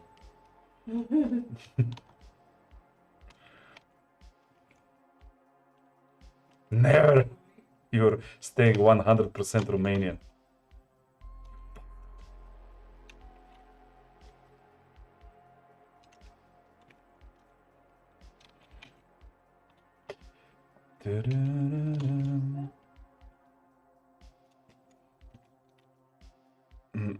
And this is why. This is the reason why I hate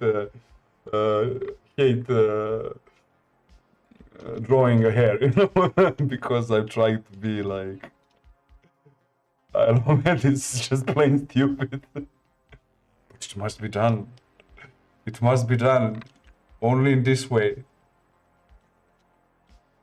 Look at me. Look at what I'm doing here, man. This is crazy. This is totally crazy. Totally. And now I have to make it thinner at the end, so... Ah, damn it. This? I just did some math. Yeah? You just did some math. Math like mathematics or math like crystal math? Because no, math is with E. Math. Yeah, sorry. You just did some math, and what did you calculate, Dillard, my friend from soon to be friend from Mexico?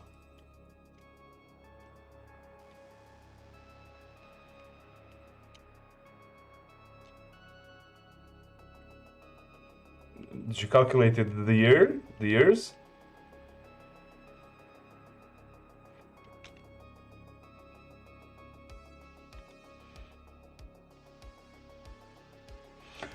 I mean, Dillard, we can all go there. My wife, your wife, you, me, everybody. Felipe, his horses, come on. Isn't that right, Felipe?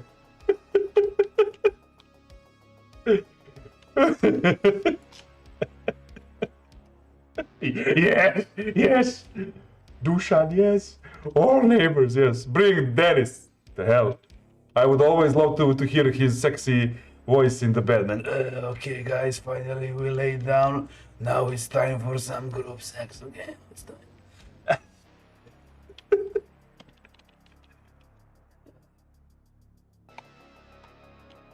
Dennis would be like... Sorry, just one sec. Would be like narrative foreplay. Always. Imagine him talking dirty with that noise. That is. He would rule. He would rule.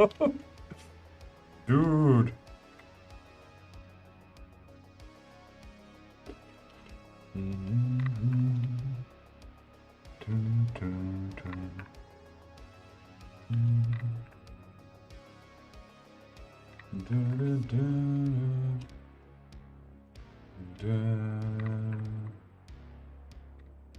Dildro says Lake Chapala is very big. To cross it is the same distance as if you drove from Belgrade to Subotica.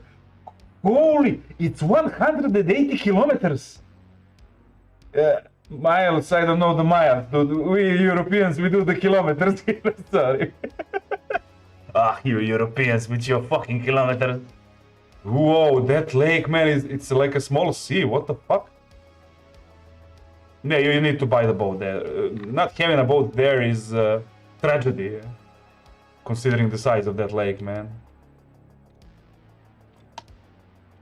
Or even a raft, like for weekends or something, you know.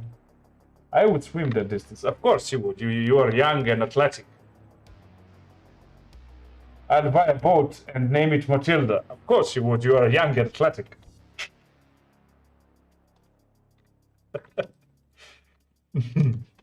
Okay, where was I? Yeah, I wanna.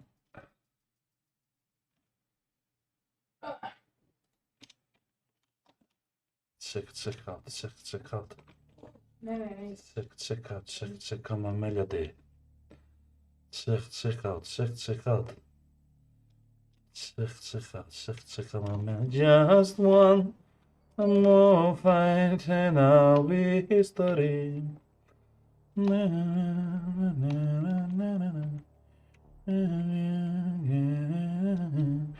now I'm in.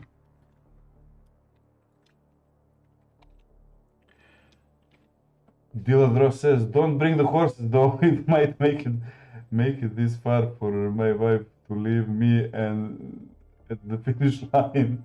Okay, I'm gonna try once more. Don't bring the horses, though. I didn't make it this far for my wife to leave me at the finish line. Oh yeah. But his name is Philippe, so it means horse lover on Latin or Greek, I don't know. So of course he's gonna bring the horses. He's all about the horses.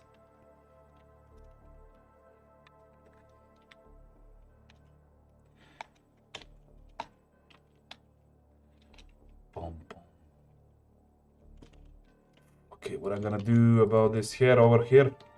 Let's see.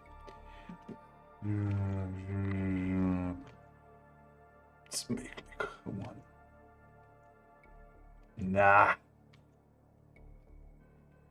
Decisions. Diladro says, "I'm afraid she's going to like the horses too much." Well, then Felipe, you need to sell the horses and buy mules. Yeah, the mules. I mean, mules and donkeys are also gorgeous, especially donkeys. I like them. Isn't it? Is mule like same animal as donkey, or are like they're like a bit different animals? I never did the no what? It's not the same. Yeah, I would also say so. How can you say that? Of course, you horse lover. You know all the donkeys in the world. And mules.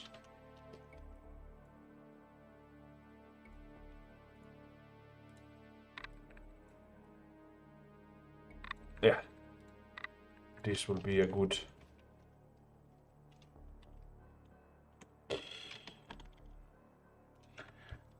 Between horse and donkey. Mule is a hybrid between horses. So, oh yeah, so it's like it can bring more. It can carry more weight than maybe walk or semi-run faster or something. I guess. Yeah.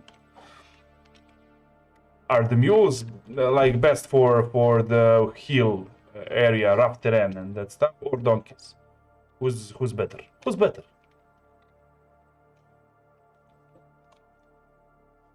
I mean, donkeys are just beautifully sweet, man. I would love to have a donkey for housekeeping. What? What? Dude, you crazy. I not talk to you. I not talk to you anymore. No, you crazy. Me not talk to you. No. Donkeys are jerks. Really? Jerks? See, Felipe? You didn't tell me the truth. You told me they are for housekeeping.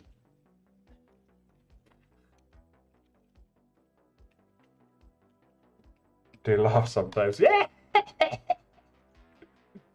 Imagine you entering the what's the ambar, the word in English, house where you keep the warehouse for horses. How to say it? Amber? No, ambar? No. I had 2 donkeys. Dealer said. What a pain they were. Really? Oh yeah, you live already on a countryside or something. I saw like a video or something. You were cutting a tree, or you or your friend. I can't remember. A barn, yeah, yeah. Imagine coming to a barn only to hear your donkey laughs at you like, look at this bastard. Look, just look at him.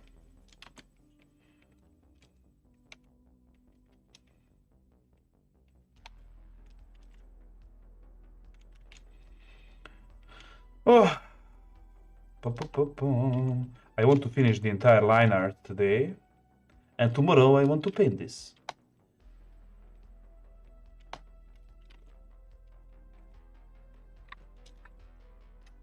This looks strange. Let's see if I can do something about it.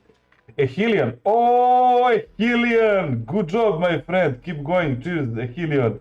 Yeah, Achillion, my friend. I didn't see you for like, or heard you for like 2 years or something, since the days of WoW or whatever. How are you doing, my friend? How are you? How are you? Hello.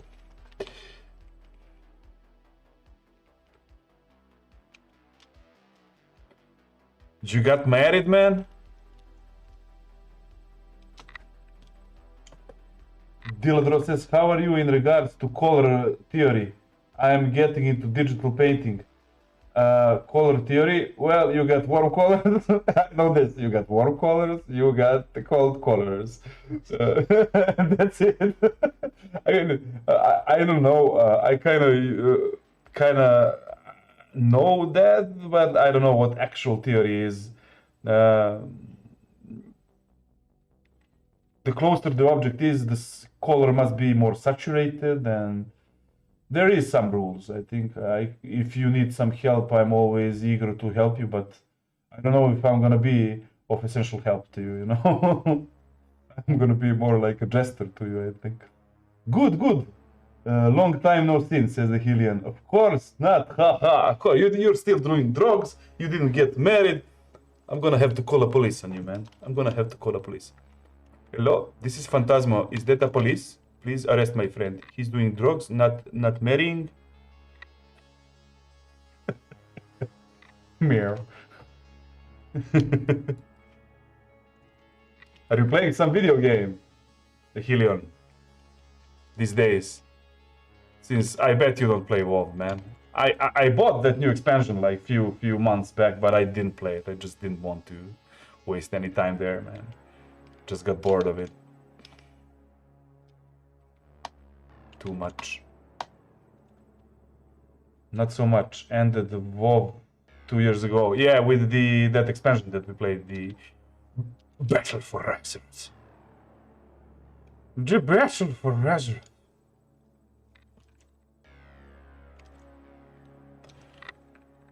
Yeah. Oh, I played the expansion after the what's the name? What was the name for the expansion? Shadowlands. Dude, that's like the worst expansion WoW ever did, man. It's I installed it, played for like 1 week, and I was like, I can't do this. This is so stupid. I'm feeling so stupid by doing this, you know. I guess we got bored of it. Even this last expansion is good. It has like really good reviews. The Dragonfight or something was the name. But I just got bored with WoW, man. I just can't play it, you know.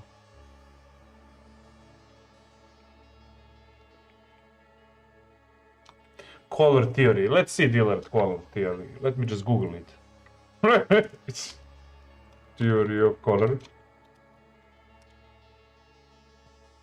What is color theory? Meaning fundamentals.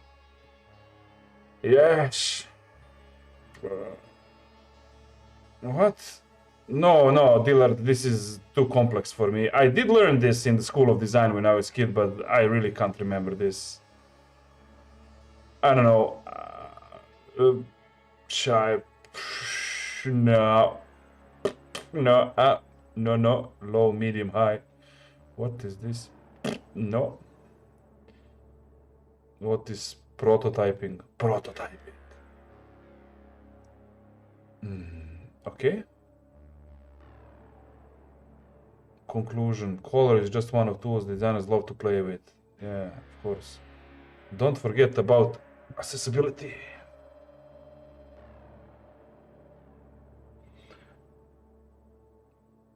Well, I don't know. I'm using like the philosophy of opposites. How to say that when I'm painting, you know? When I'm coloring, actually. I'm not painting. I'm not a painter. I'm an illustrator. Annihilator. Enough of gaming, said the Helion. Yeah, man. This art is awesome. Something like a big dwarf druid. No, dude, this is going to be an Orthodox priest, man. And he is going to be like blessed with the power of Jesus Christ. Oh yeah, we like that. Yeah. But yeah, he looks like a Gandalf or somebody, you know, like a wise wizard, yes, from the future. Listen to me, boy. You better stop talking now. Start talking now, or I'm gonna turn you into a black sheep and send you to Felipe's barn.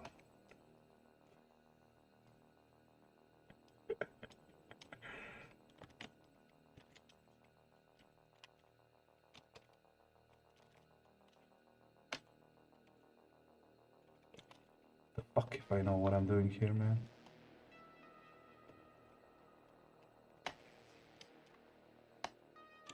I'm just overcomplicating this illustration for no particular reason, but hey, man, practice and fun and games. Diller Draw says, speaking of Jesus, have you seen the show The Chosen? It's so good. The Chosen, one second. I think I watched it with my wife. Just can't remember. The Chosen, or maybe we started to watch it. The Chosen. IMDb, 1 second. IMDb. What? 1 second. The Chosen. That's all. Jel ovo što smo počeli da gledamo pre neki... Da. Yeah, we like watched 2 episodes, but we didn't finish. No. I'm gonna watch it alone because this is not the type of series my wife likes to watch. So I'm gonna, and the rating is 9.3, man. It's really big, man. Mi smo mu dali šansu. We did, yeah. We're definitely gonna watch it.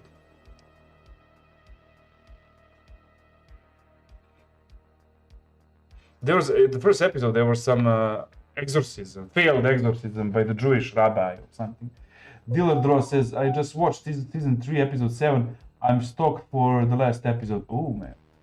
Oh, do you know that also Mel Gibson is planning to, or maybe even doing it now? Like doing the sequel for Passion of Christ. Oh, you're married to a heathen like me.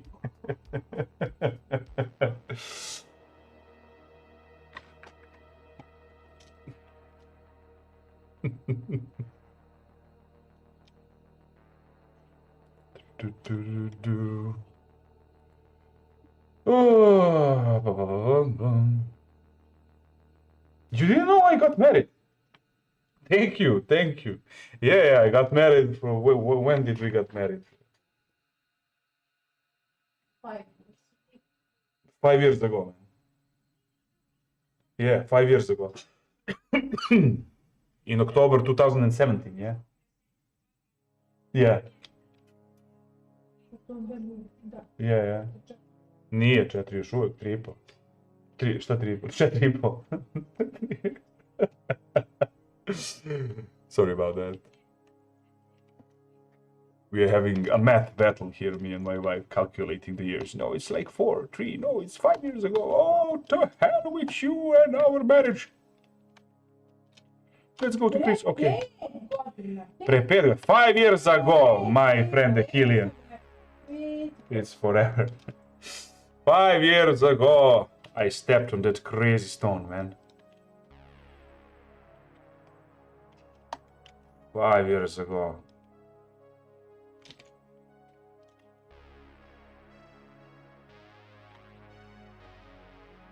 And it's been so much fun being with my wife in the marriage.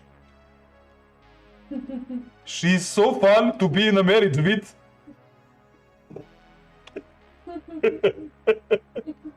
It's like an adventure, like a treasure hunt, you know?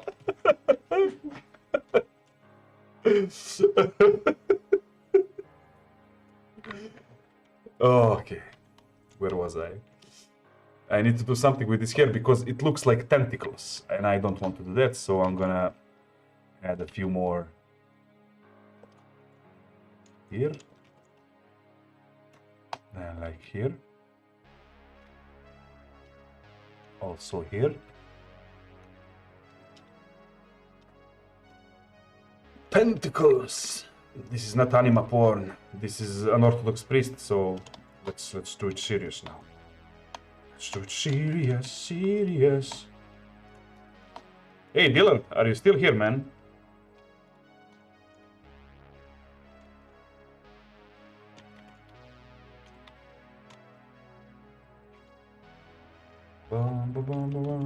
I watched the content of, I watched that content of your friend from the stream, the cross, white, what's the name? The cross, golden cross, I can't remember.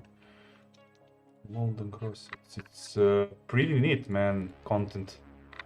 He had like daily insights or something. Let's see, golden cross? No?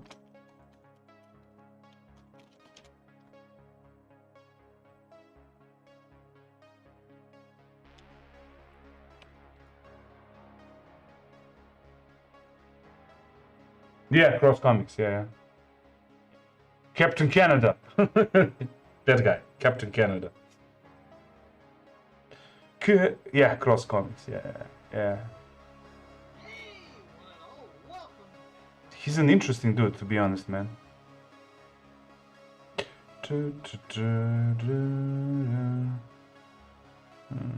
I always love to see people like going deep, how to say that, going deep with the stuff they like.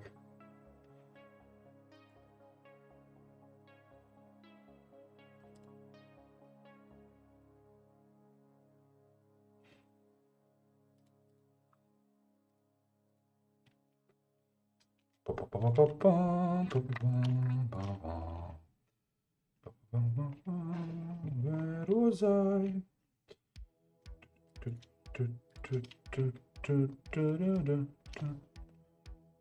No, this is here. I almost. Yeah, I love him. He's a terrible artist, but a great guy. Yeah, man. But there is some sexiness in terrible art sometimes when people do it with like a lot of love. How to say that? My friend also doesn't know how to draw, but when he draws, he puts so much love into it that you can see, you know, the effort he puts in that, like drawing the car or a man on a skateboard or something. So he actually, because he loved Snoop Dogg, you know, loved Snoop Dogg. He back in like 2015 he drew on a paper with the crayon or some other pencils.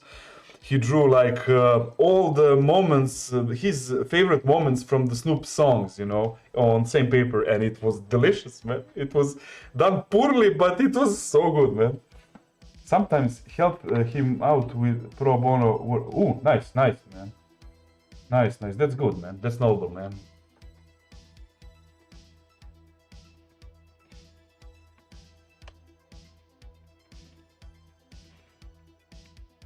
I never done comic books myself. I did it like back when I was a kid. Back when that was actually the period when I had the culture of reading comic books and not just comic books but also the how the graphic novels, how to say that. But I kind of lost it throughout the years. I loved when I was in my elementary school. I loved the French school of comic books and graphical novels so much. French are they're like comic books from 70s and 80s. It's magical. There was like a comic book which I suggest you to read if you can find it digitally. It's Adventures of Spirou and Fantazio. Let me find it and link it, or just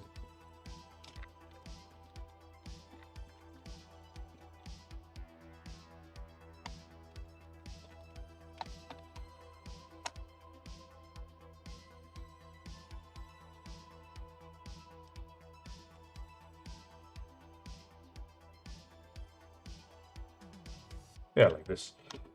Let me share you the name here in the chat.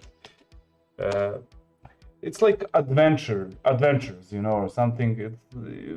The story is beautifully done. The coloring is beautiful. The drawing is insane, man. It's insane. I think the 70s and 80s were the magical age for comic books, to be honest. You know, and the late 90s were terrific, horrific. Sorry. When they started doing like that digital painting that looked so plastic, I don't know how to say, in the DC comics, and it was really strange.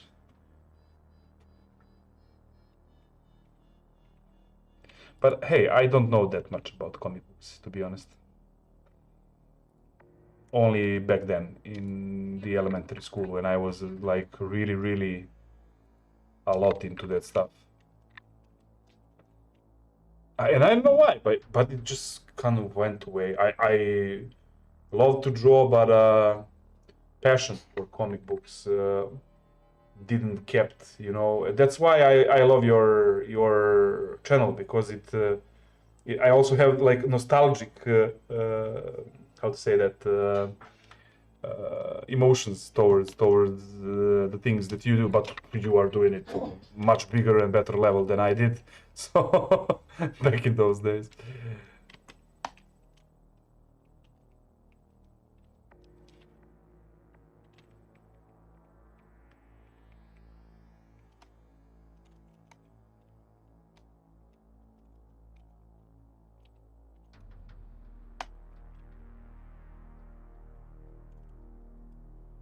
No.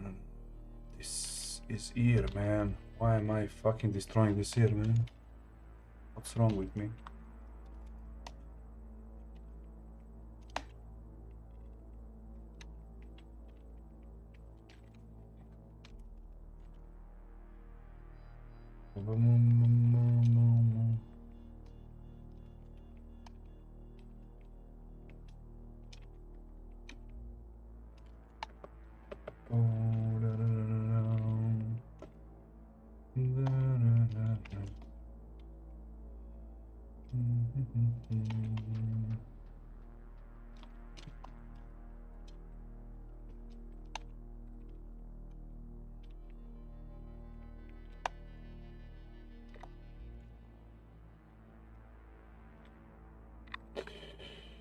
Okay.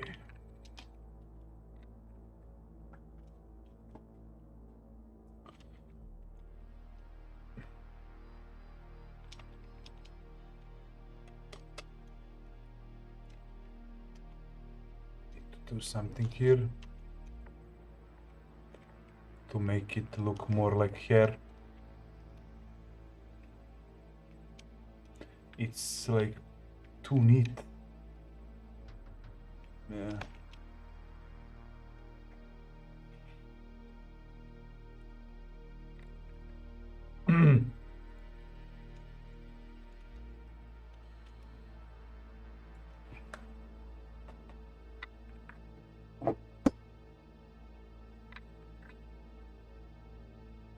I'll be right back. I'm just gonna pour me some liquid.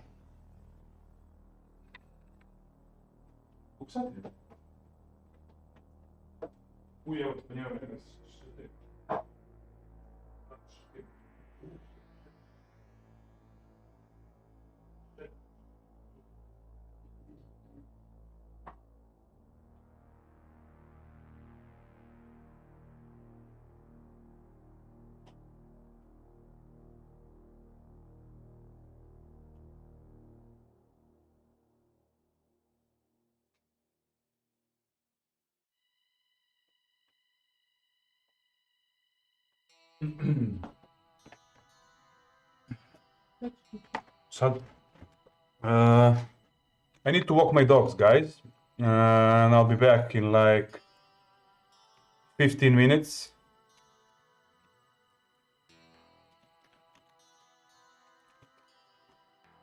To see you soon.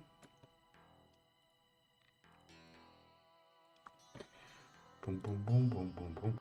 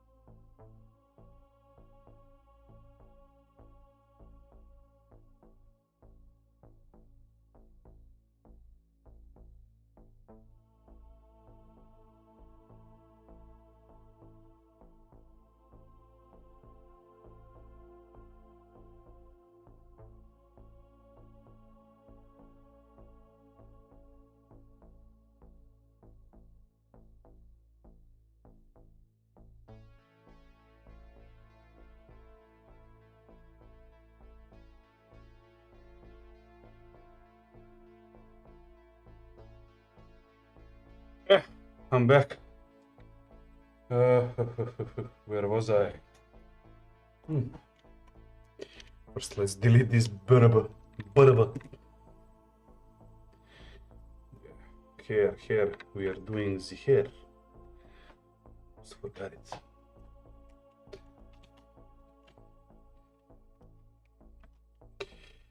The hair.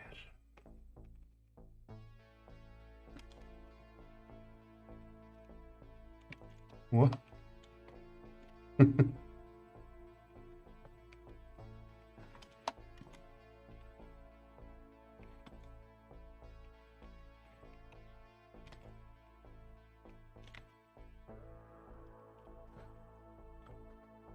Ba-da-bum. Ba-da-bum.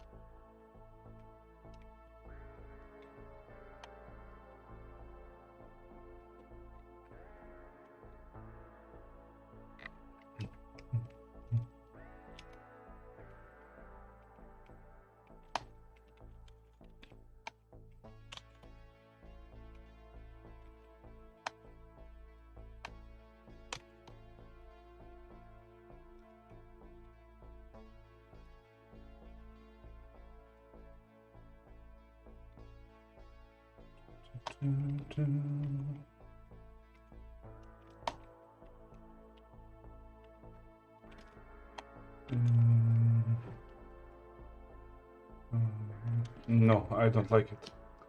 It's too much, how to say, bestial. So I need to reduce these parts. One sec.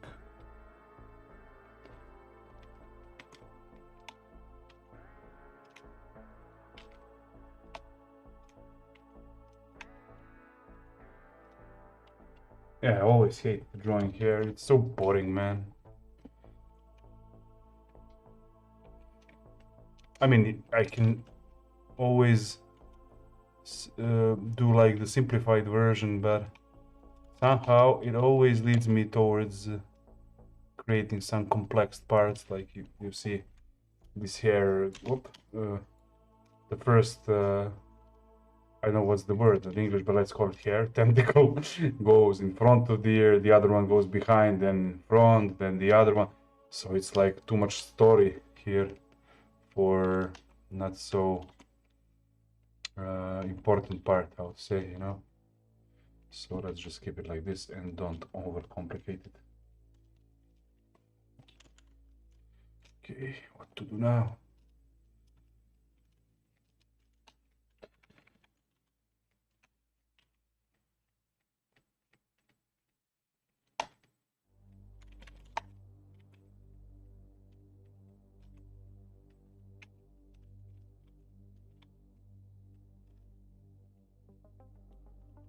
Okay.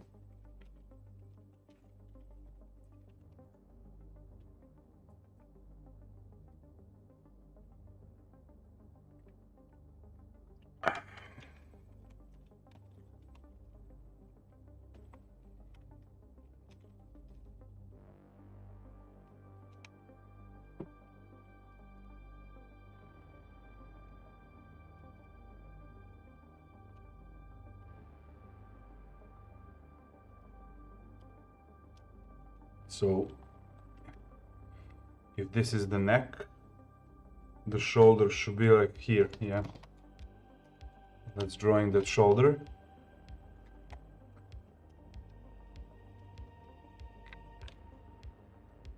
So it will go here. But let's not make it straight like that. Just give me 1 sec. Because I want it to go like this. Yeah. Maybe it's too much leaned. Decisions, man. It's always the goddamn decisions.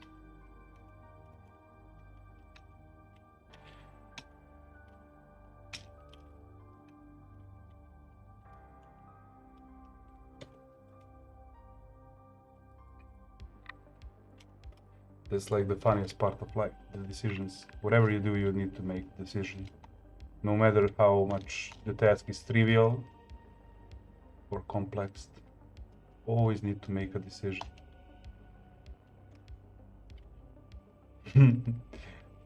And it's really a thing, because at the end we all going to go hopefully to a same place. So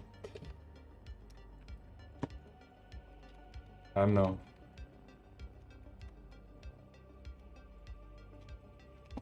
I find it kind of ironic how people, how we, how I, how you, how everybody else trying to take control over their life, you know? That's just strange. I don't believe that we have control over anything. Not life, not talent, not everything we do. For example, people come to me and say, you are a talented artist. Yeah, I guess that's okay. But what if I go blind? What if I lose my hands? Am I still a talented visual artist? I guess not. Oh, you play good on that bass guitar. You're a talented musician. So you lose a hand or going deaf. Are you still a talented musician? You don't have any control over anything in your life. That's the entire truth. You have only the control over decisions you are making, but not the number of decisions, but the choice between decisions. So you own nothing over you. I would say that. Dude, this ominous music, I need to change it, man. Okay. I guess now it's better.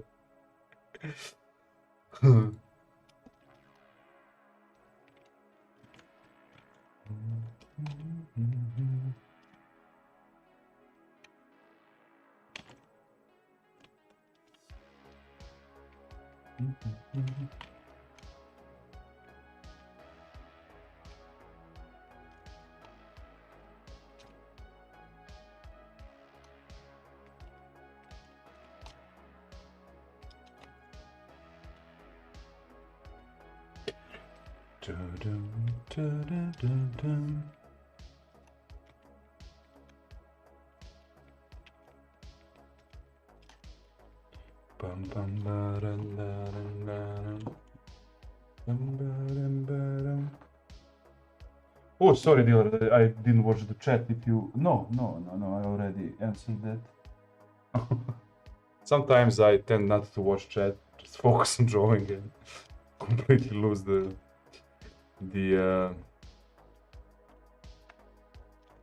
would say the sense about streaming.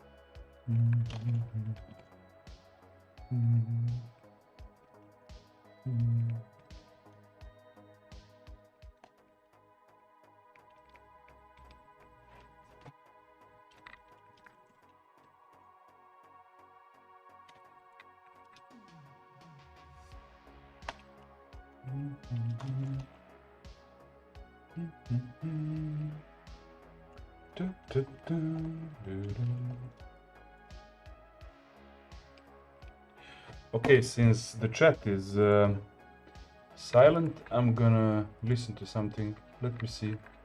Let me find some interesting topic.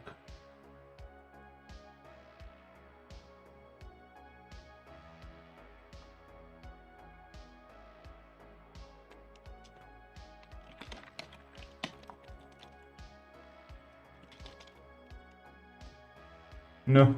Okay, Matilda, man. Well, the thing is, I always like to listen to stuff. Back when I was younger, I listened to music when I was drawing and illustrating. But in the past, like 5 years, I only listen to other people when I love listening to other people. That's why I love podcasts. I love to see what other people have to say about anything. I love to learn and not learn, sorry, to how to say that. Take a look at other people's experiences. It is always inspiring, no matter the subject, you know.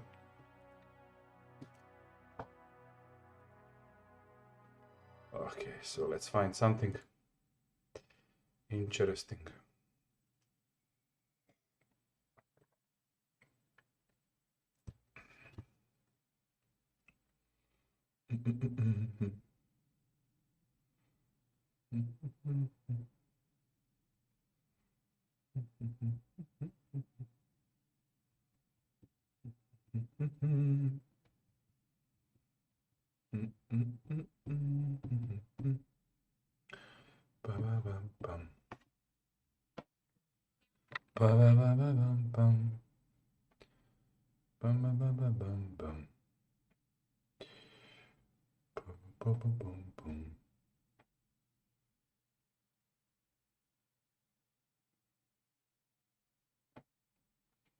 Wanna listen to Father Spiridon? He's interesting actually. He is. Come on, man. Okay. I'm going to mute myself now.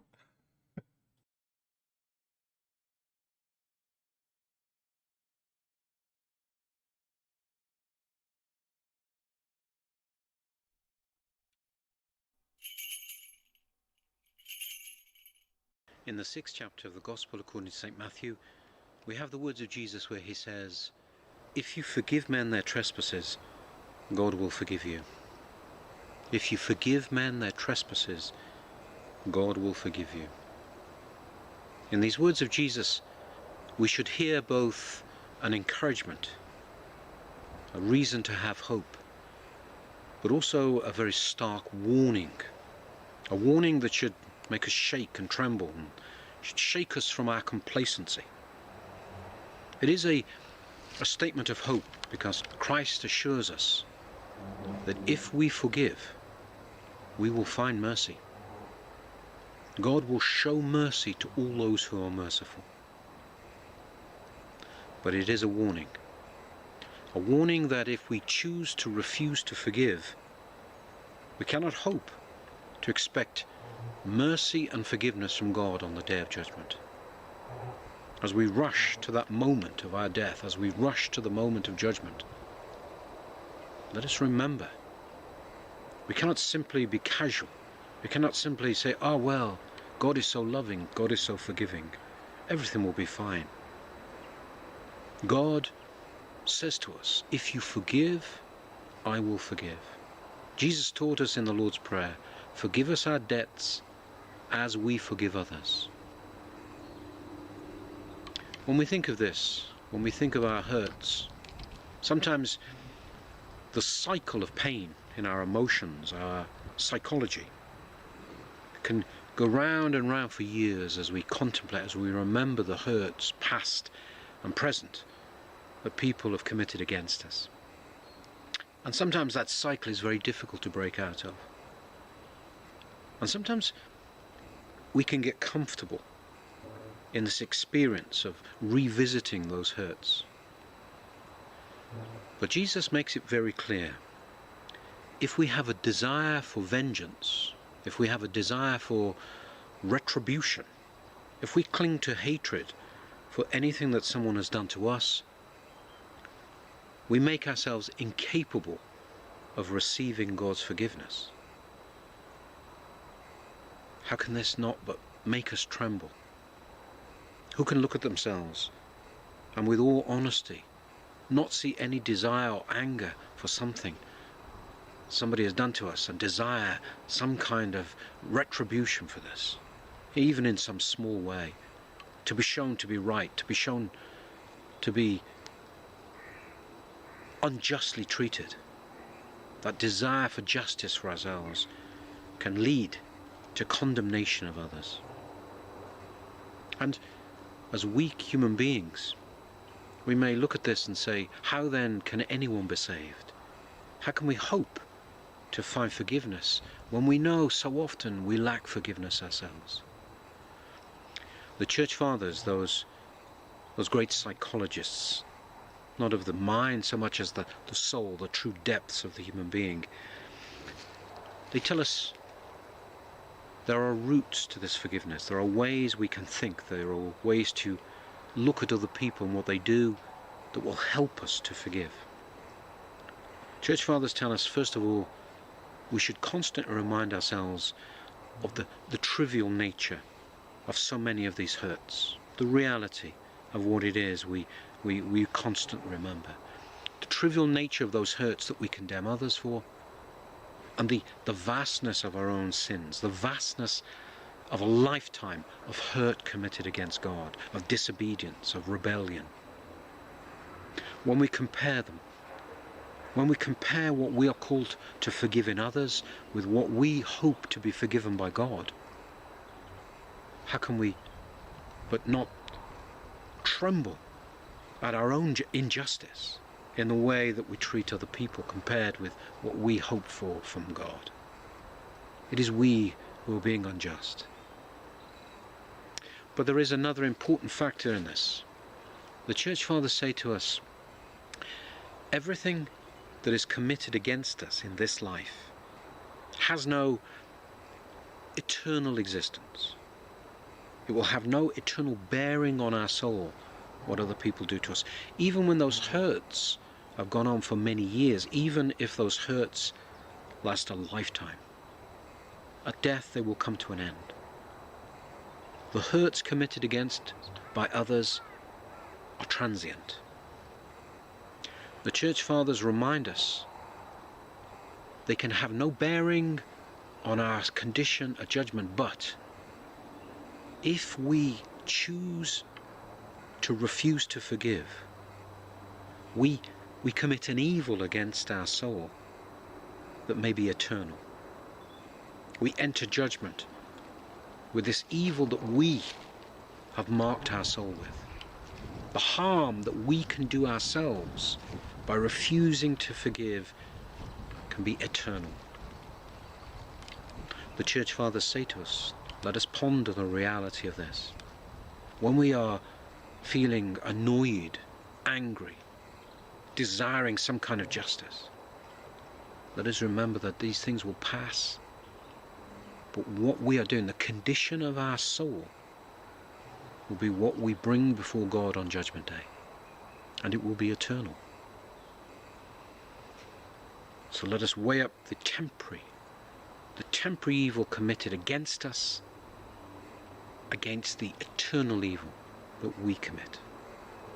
And let us think of all those people who, through the generations, have refused to forgive and are now dead. How they would long for even an hour, a moment of life to repent and to forgive others, that they may find mercy. We are here now, we have breath, we have life. In His mercy, God has given us this life that we may lay hold of His mercy, lay hold of His forgiveness. And part of the way that we do this is by showing forgiveness for others now. This is our calling now, in this life. Let us hear the words of Jesus. If you forgive others their trespasses, God will have mercy and forgive you. This is the time that decides our future, our eternal future. And so long as we have breath, so long as the heart beats, we can forgive. In our prayers, let us always ask God to strengthen us, to give us the courage and strength to forgive others. And it takes courage at times, because to forgive can be a cross that we take up. It can be crucifixion. It can be to face injustice, face the pain, and to be willing to try to love, to try to forgive, to try to pray for that person's salvation when they've caused us so much pain. What a cross it is to take up. What a heroic demand it makes on us. This is the Christian calling. This warning that Christ gives is stark and it's frightening. But we must have hope. We have hope that in His love for us, God's grace will work in us, will transform us, will give us the strength to forgive, to love, to show mercy. This is the work of the Holy Spirit within us. But we can deny this very work that God does in us, deny the grace of God by refusing to forgive. We can choose a state of mind that dwells in this anger, that dwells in feelings of longing, of retribution. Let us put these things aside. Let us trust in God. Place ourselves entirely in the love, protection, and mercy of God. These things that we long for that are sinful are of the world. They are of the world, and they will pass, and they will be nothing. Our willingness or unwillingness to forgive is eternal. If we struggle to forgive, then let us ask God to soften our hearts. Soften our hearts with His grace. Soften our hearts to even begin to glimpse love for others. Yes, it is a kind of cross that we are called to lift. And at times, it may seem too difficult. When our mind lingers on those pains, those hurts, it may seem so difficult to take up this cross. But let us remember, we have hurt Christ more than anyone has hurt us. And even in the face of this hurt, Christ is willing to show mercy.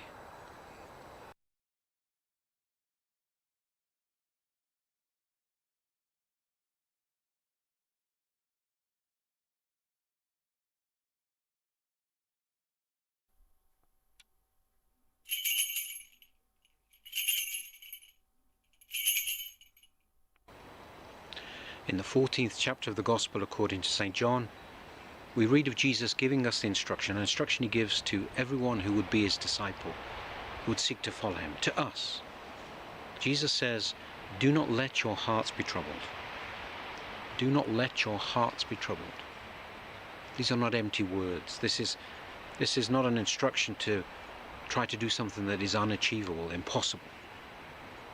Christ says to us, protect this peace that I bring to you. Do not let your heart be troubled. Like human beings in every age, the people of our time face all kinds of difficulties and struggles, just as human beings always have. But now, so many people give away their peace, their peace of heart, in pursuit of satisfaction and curiosity about world economics, world politics, the environment, and so on and so on. People pour themselves into television and internet media. They give away their peace in exchange for information that gives them no good at all. And even those people who are wise enough to avoid these media, they will face family difficulties, work problems, health issues. Every one of us will face struggles and temptations and sufferings. And in the face of these, we may ask, how then am I to not lose this peace? How am I to not let my heart be troubled in the face of so many real problems? First of all, we are reminded that Christ is always with us. Always with us. We face none of this alone. None of us has the strength, the personal strength to face what life demands of us in our own strength. We need the strength of Christ. And regardless of how we feel, we need to trust, we need to believe that Christ is with us and that we face things with him. He stands beside us always. His Holy Spirit empowers us, strengthens us within. We must believe that Christ is with us always. As St. Paul says to us, we must trust him. Nothing is beyond the power of God. He says to the Philippians, everything is possible with God. Everything is possible with God. We must put our trust in him. We are called, yes, of course, to do the things of this life, to face our responsibilities. To be Christian is not to run away from our responsibilities, our family responsibilities, to work, to support each other and so on. But we must not allow our hearts to be given away to the things of the world. And we have to learn to live with the reality of engaging and doing the things in the world that life calls us to, that we are required to do. But then when we face problems, that it is not us who solves these problems, but Christ, always. It is Christ who overcomes. It is Christ who solves the difficulties of our lives. Let us be careful how we understand these words. This does not mean that we snap our fingers or make a certain prayer and demand of God that he solves our problems exactly as we would have them solved. God permits us to struggle. He permits us to be tempted so that we may grow in faith, that we may repent, that we may find salvation. We must trust in Christ. When we try to live in obedience to his commands, we are trusting in Christ and we are placing ourselves in his care. How do we know if we are living our lives supported and cared for by God? Yes, faith and trust, but also that we try to follow what he tells us to do. These commands of Christ are signs of his love. When he says, don't sin this way, don't sin this way, do this. This is a loving shepherd guiding his sheep, trying to protect us from the evil one and the pitfalls of this world. But it requires trust, and it requires patience. It requires patience. As St. Paul says to us, everything has a time. Everything has a time. All will be resolved in the fullness of time. The fullness of time is God's time. It is not our time. We who live in this moment-to-moment experience of time, we who are experiencing these hours, these days, these years, this brevity of life that we presently experience, we don't decide, we don't set out when God must solve these issues. God gives us this life to follow him, to work through, to be obedient to his commands, to repent, that we may find salvation that he offers to us. And it requires trust, and it requires patience. Always remembering that the creator, the sustainer of all things, the creator and sustainer of existence itself, tells us not to let our hearts be troubled. This is not his will for us. Do not let your hearts be troubled, he says. When he tells us that no one comes to the Father except through him, Jesus is really saying two things. Yes, of course, he's telling us there is no route to the Father except through him. We believe in one God, Father, Son, and Holy Spirit. If we reject Christ, we reject the Holy Trinity, we reject God. He is the only route to the Father. He is the only route to salvation. But he is also telling us, when he says, no one comes to the Father except through me, we cannot achieve salvation without him. We are incapable of living our lives, and we are incapable of just summoning up the strength to face the issues, the struggles, the temptations of this life to a degree and a satisfaction that finds salvation. We continuously require him, he who is always with us. We require his strength, his guidance, his nurture, his support.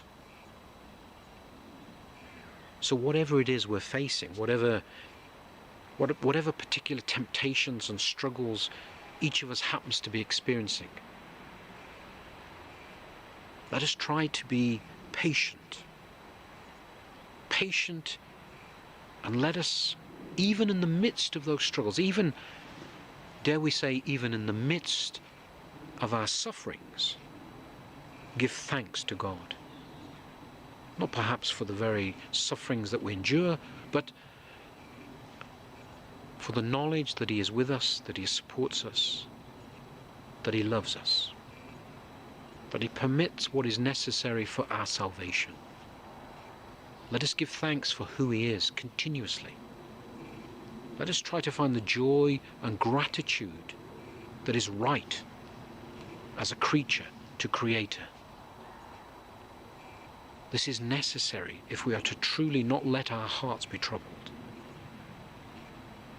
And of course we must not worry about the things of this world.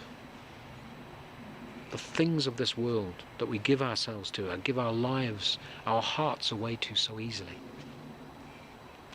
Let us worry about one thing and one thing only: the condition of our soul.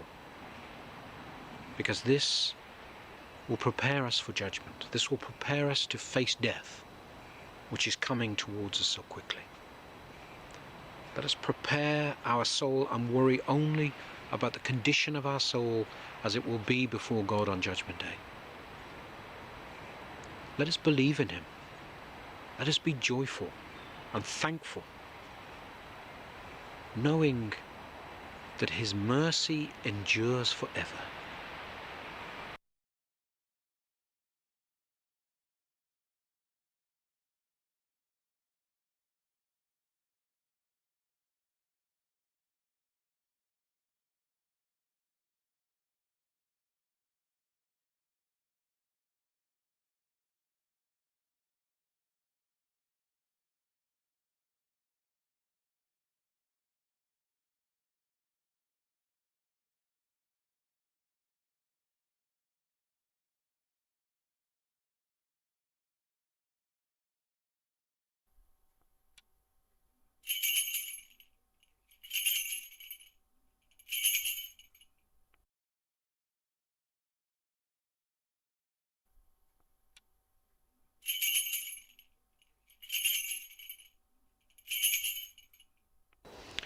In our age, we have access to all kinds of great spiritual writings of the past.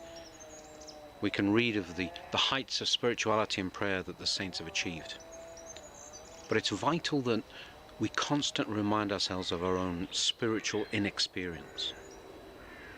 Something we must take very seriously in our Orthodox Christianity is how experienced our enemy is, how many centuries and centuries the demons have played with, manipulated and dragged to hell those seeking God. We are inexperienced. In Psalm 19, the psalmist says, "Keep back your servants from presumptuous sins." Presumptuous sins. Presumptuous sins, the fathers say, are simply hidden sins. Sins can be veiled. They can even have an outward appearance of of virtuous behavior, of righteousness. And they are hidden not just because they are not seen by those people around us, but often they are unseen by us. We can be sinning while believing that we are being virtuous. It is a dangerous, dangerous deception that we must avoid. The Church Fathers, if we read the Church Fathers and they say to us, or they speak to us of right-hand sins, these are the presumptive sins that they're talking about. The right-hand sins are those sins that masquerade as virtues. They are seen by others and often by ourselves as great virtuous acts. Sins that pretend to be good. And they may not only look, but they may feel very virtuous. But the Fathers say they are not given to us by God. They are demonic, they are deceptive. Perhaps the greatest example, the living embodiment of this, comes from the 18th chapter of the Gospel according to St. Luke, when we have that account of the Pharisee and the publican going up to pray. The publican who can't even raise his eyes to heaven and stands afar off, while the Pharisee stands there reciting how he tithes, how he prays, how he fasts, and so on. Here in the Pharisee we see one of the examples of these presumptive sins, which is the deception of self-reliance. The Pharisee has a great self-reliance in his achievements, in his acts. The Pharisee feels he is being zealous in many ways. And we can believe we are being zealous in the pursuit of things that are righteous. Perhaps we pray and we are strict about our fasting and so on. But if we have any sense that we are achieving something or that we are making any kind of progress, we are to immediately recognize that this is deception, that we have fallen into the sin of the Pharisee, this presumption. We've fallen into self-reliance rather than reliance on God. A sign of all error or spiritual error is this belief that we are making great progress, or a desire to make quicker progress. Change in orthodoxy comes slowly.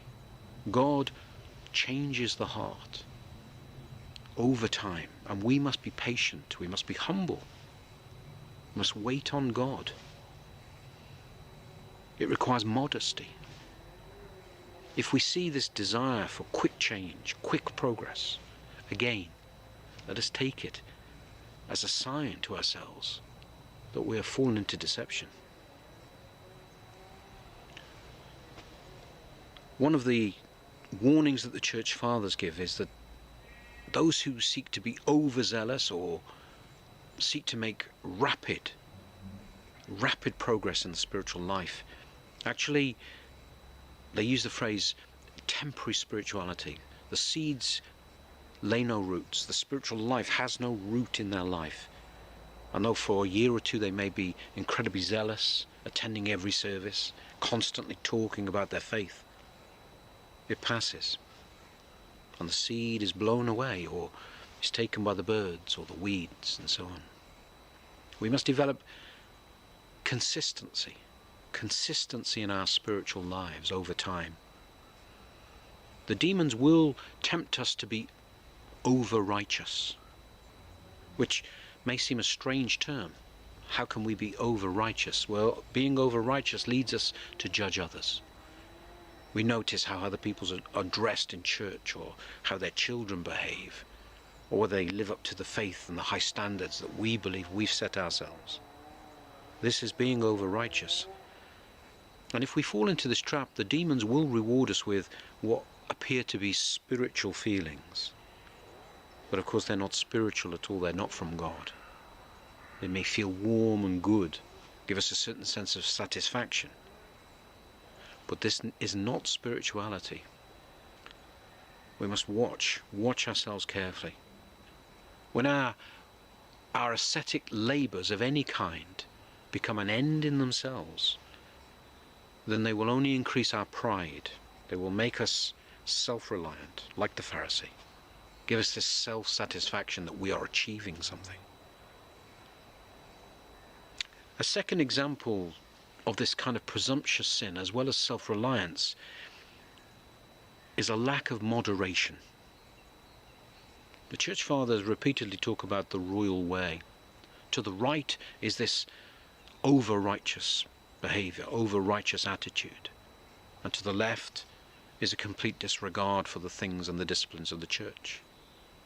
Both are destructive of the soul. They may prevent us from finding salvation. However much we struggle, we must always tell ourselves, we've done nothing, we've achieved nothing. We are always to be beginners, to see and truly understand, not as some kind of hypothetical thought, a reality, a genuine reality. We are beginners in our prayer, beginners in our spiritual life, and always see ourselves in this way. The publican was an obvious sinner, and yet he was justified by God. He left the temple justified, whereas the Pharisee was condemned. He found no mercy. He had no mercy for the publican beside him. He judged him, and his self-reliance led to a pride that condemned him. As we enter Lent, let us determine to struggle. Struggle knowing that our salvation is entirely dependent on God's grace.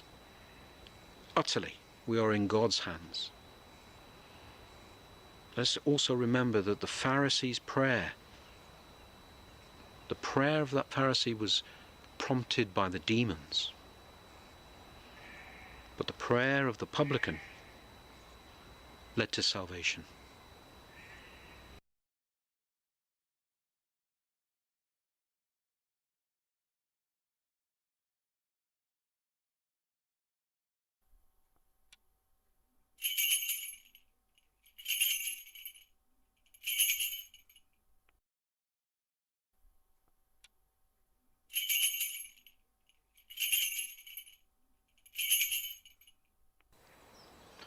The Gospels give us many examples of Jesus bringing healing to people.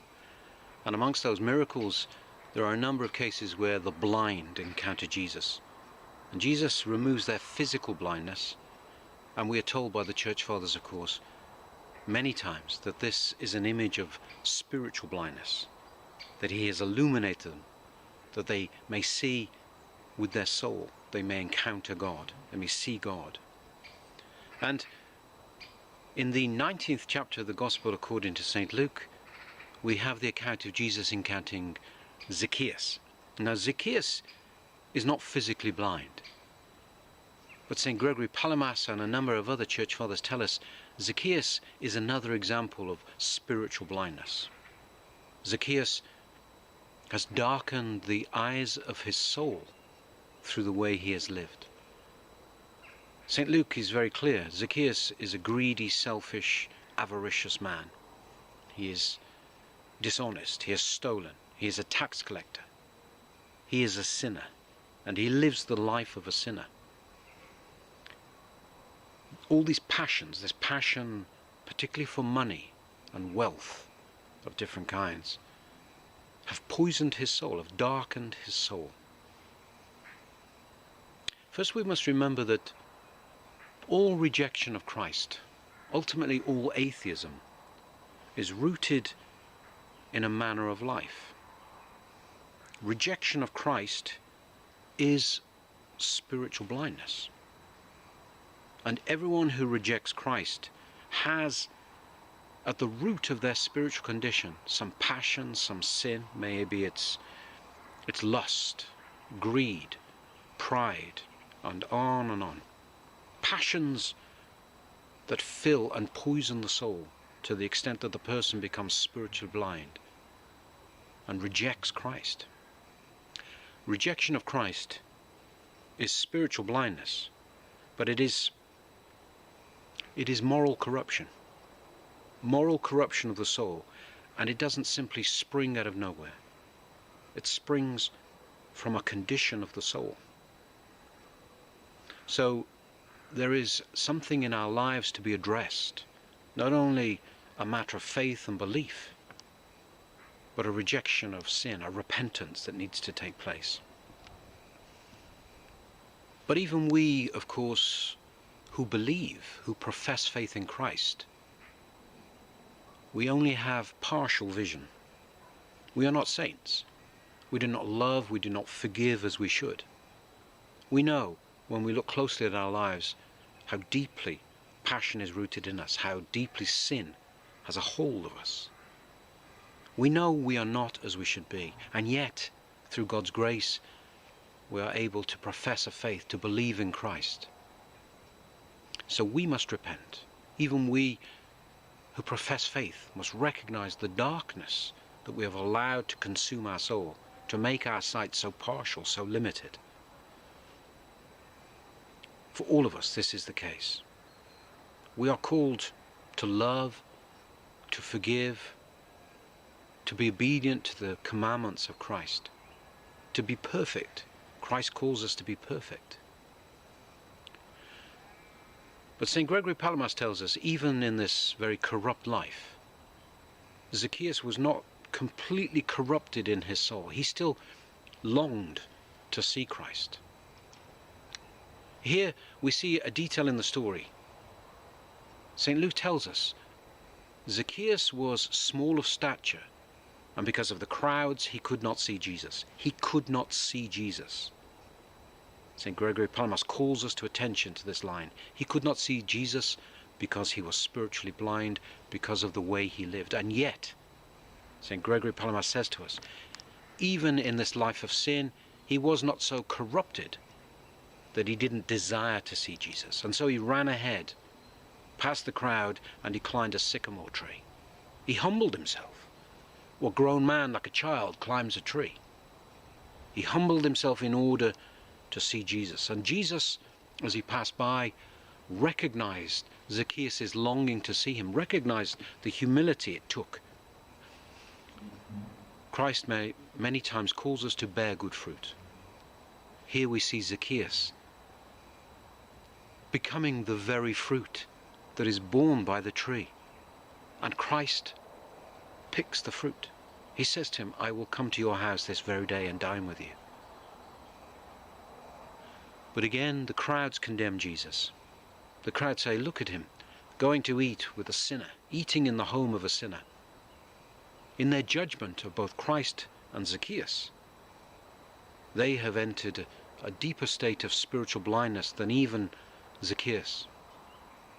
They have been unable to truly accept what Christ is doing. They are spiritually blind to his compassion.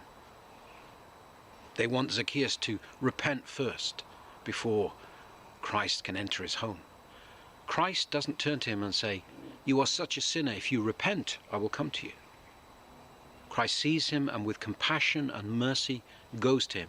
And it is that very compassion and mercy that then prompts Zacchaeus to repent, to give away half of his whatever he's stolen to those he's taken as a tax collector.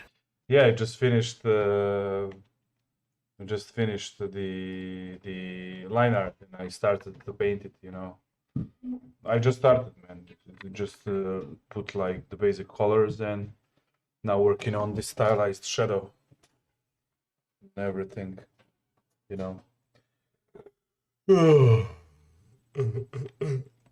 But I think I'm done for today. So the stream was 3 hours long.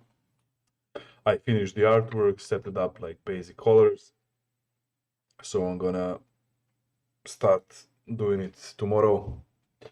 Anyway, thank you all who were watching and see you tomorrow then. Love you all. Bye bye.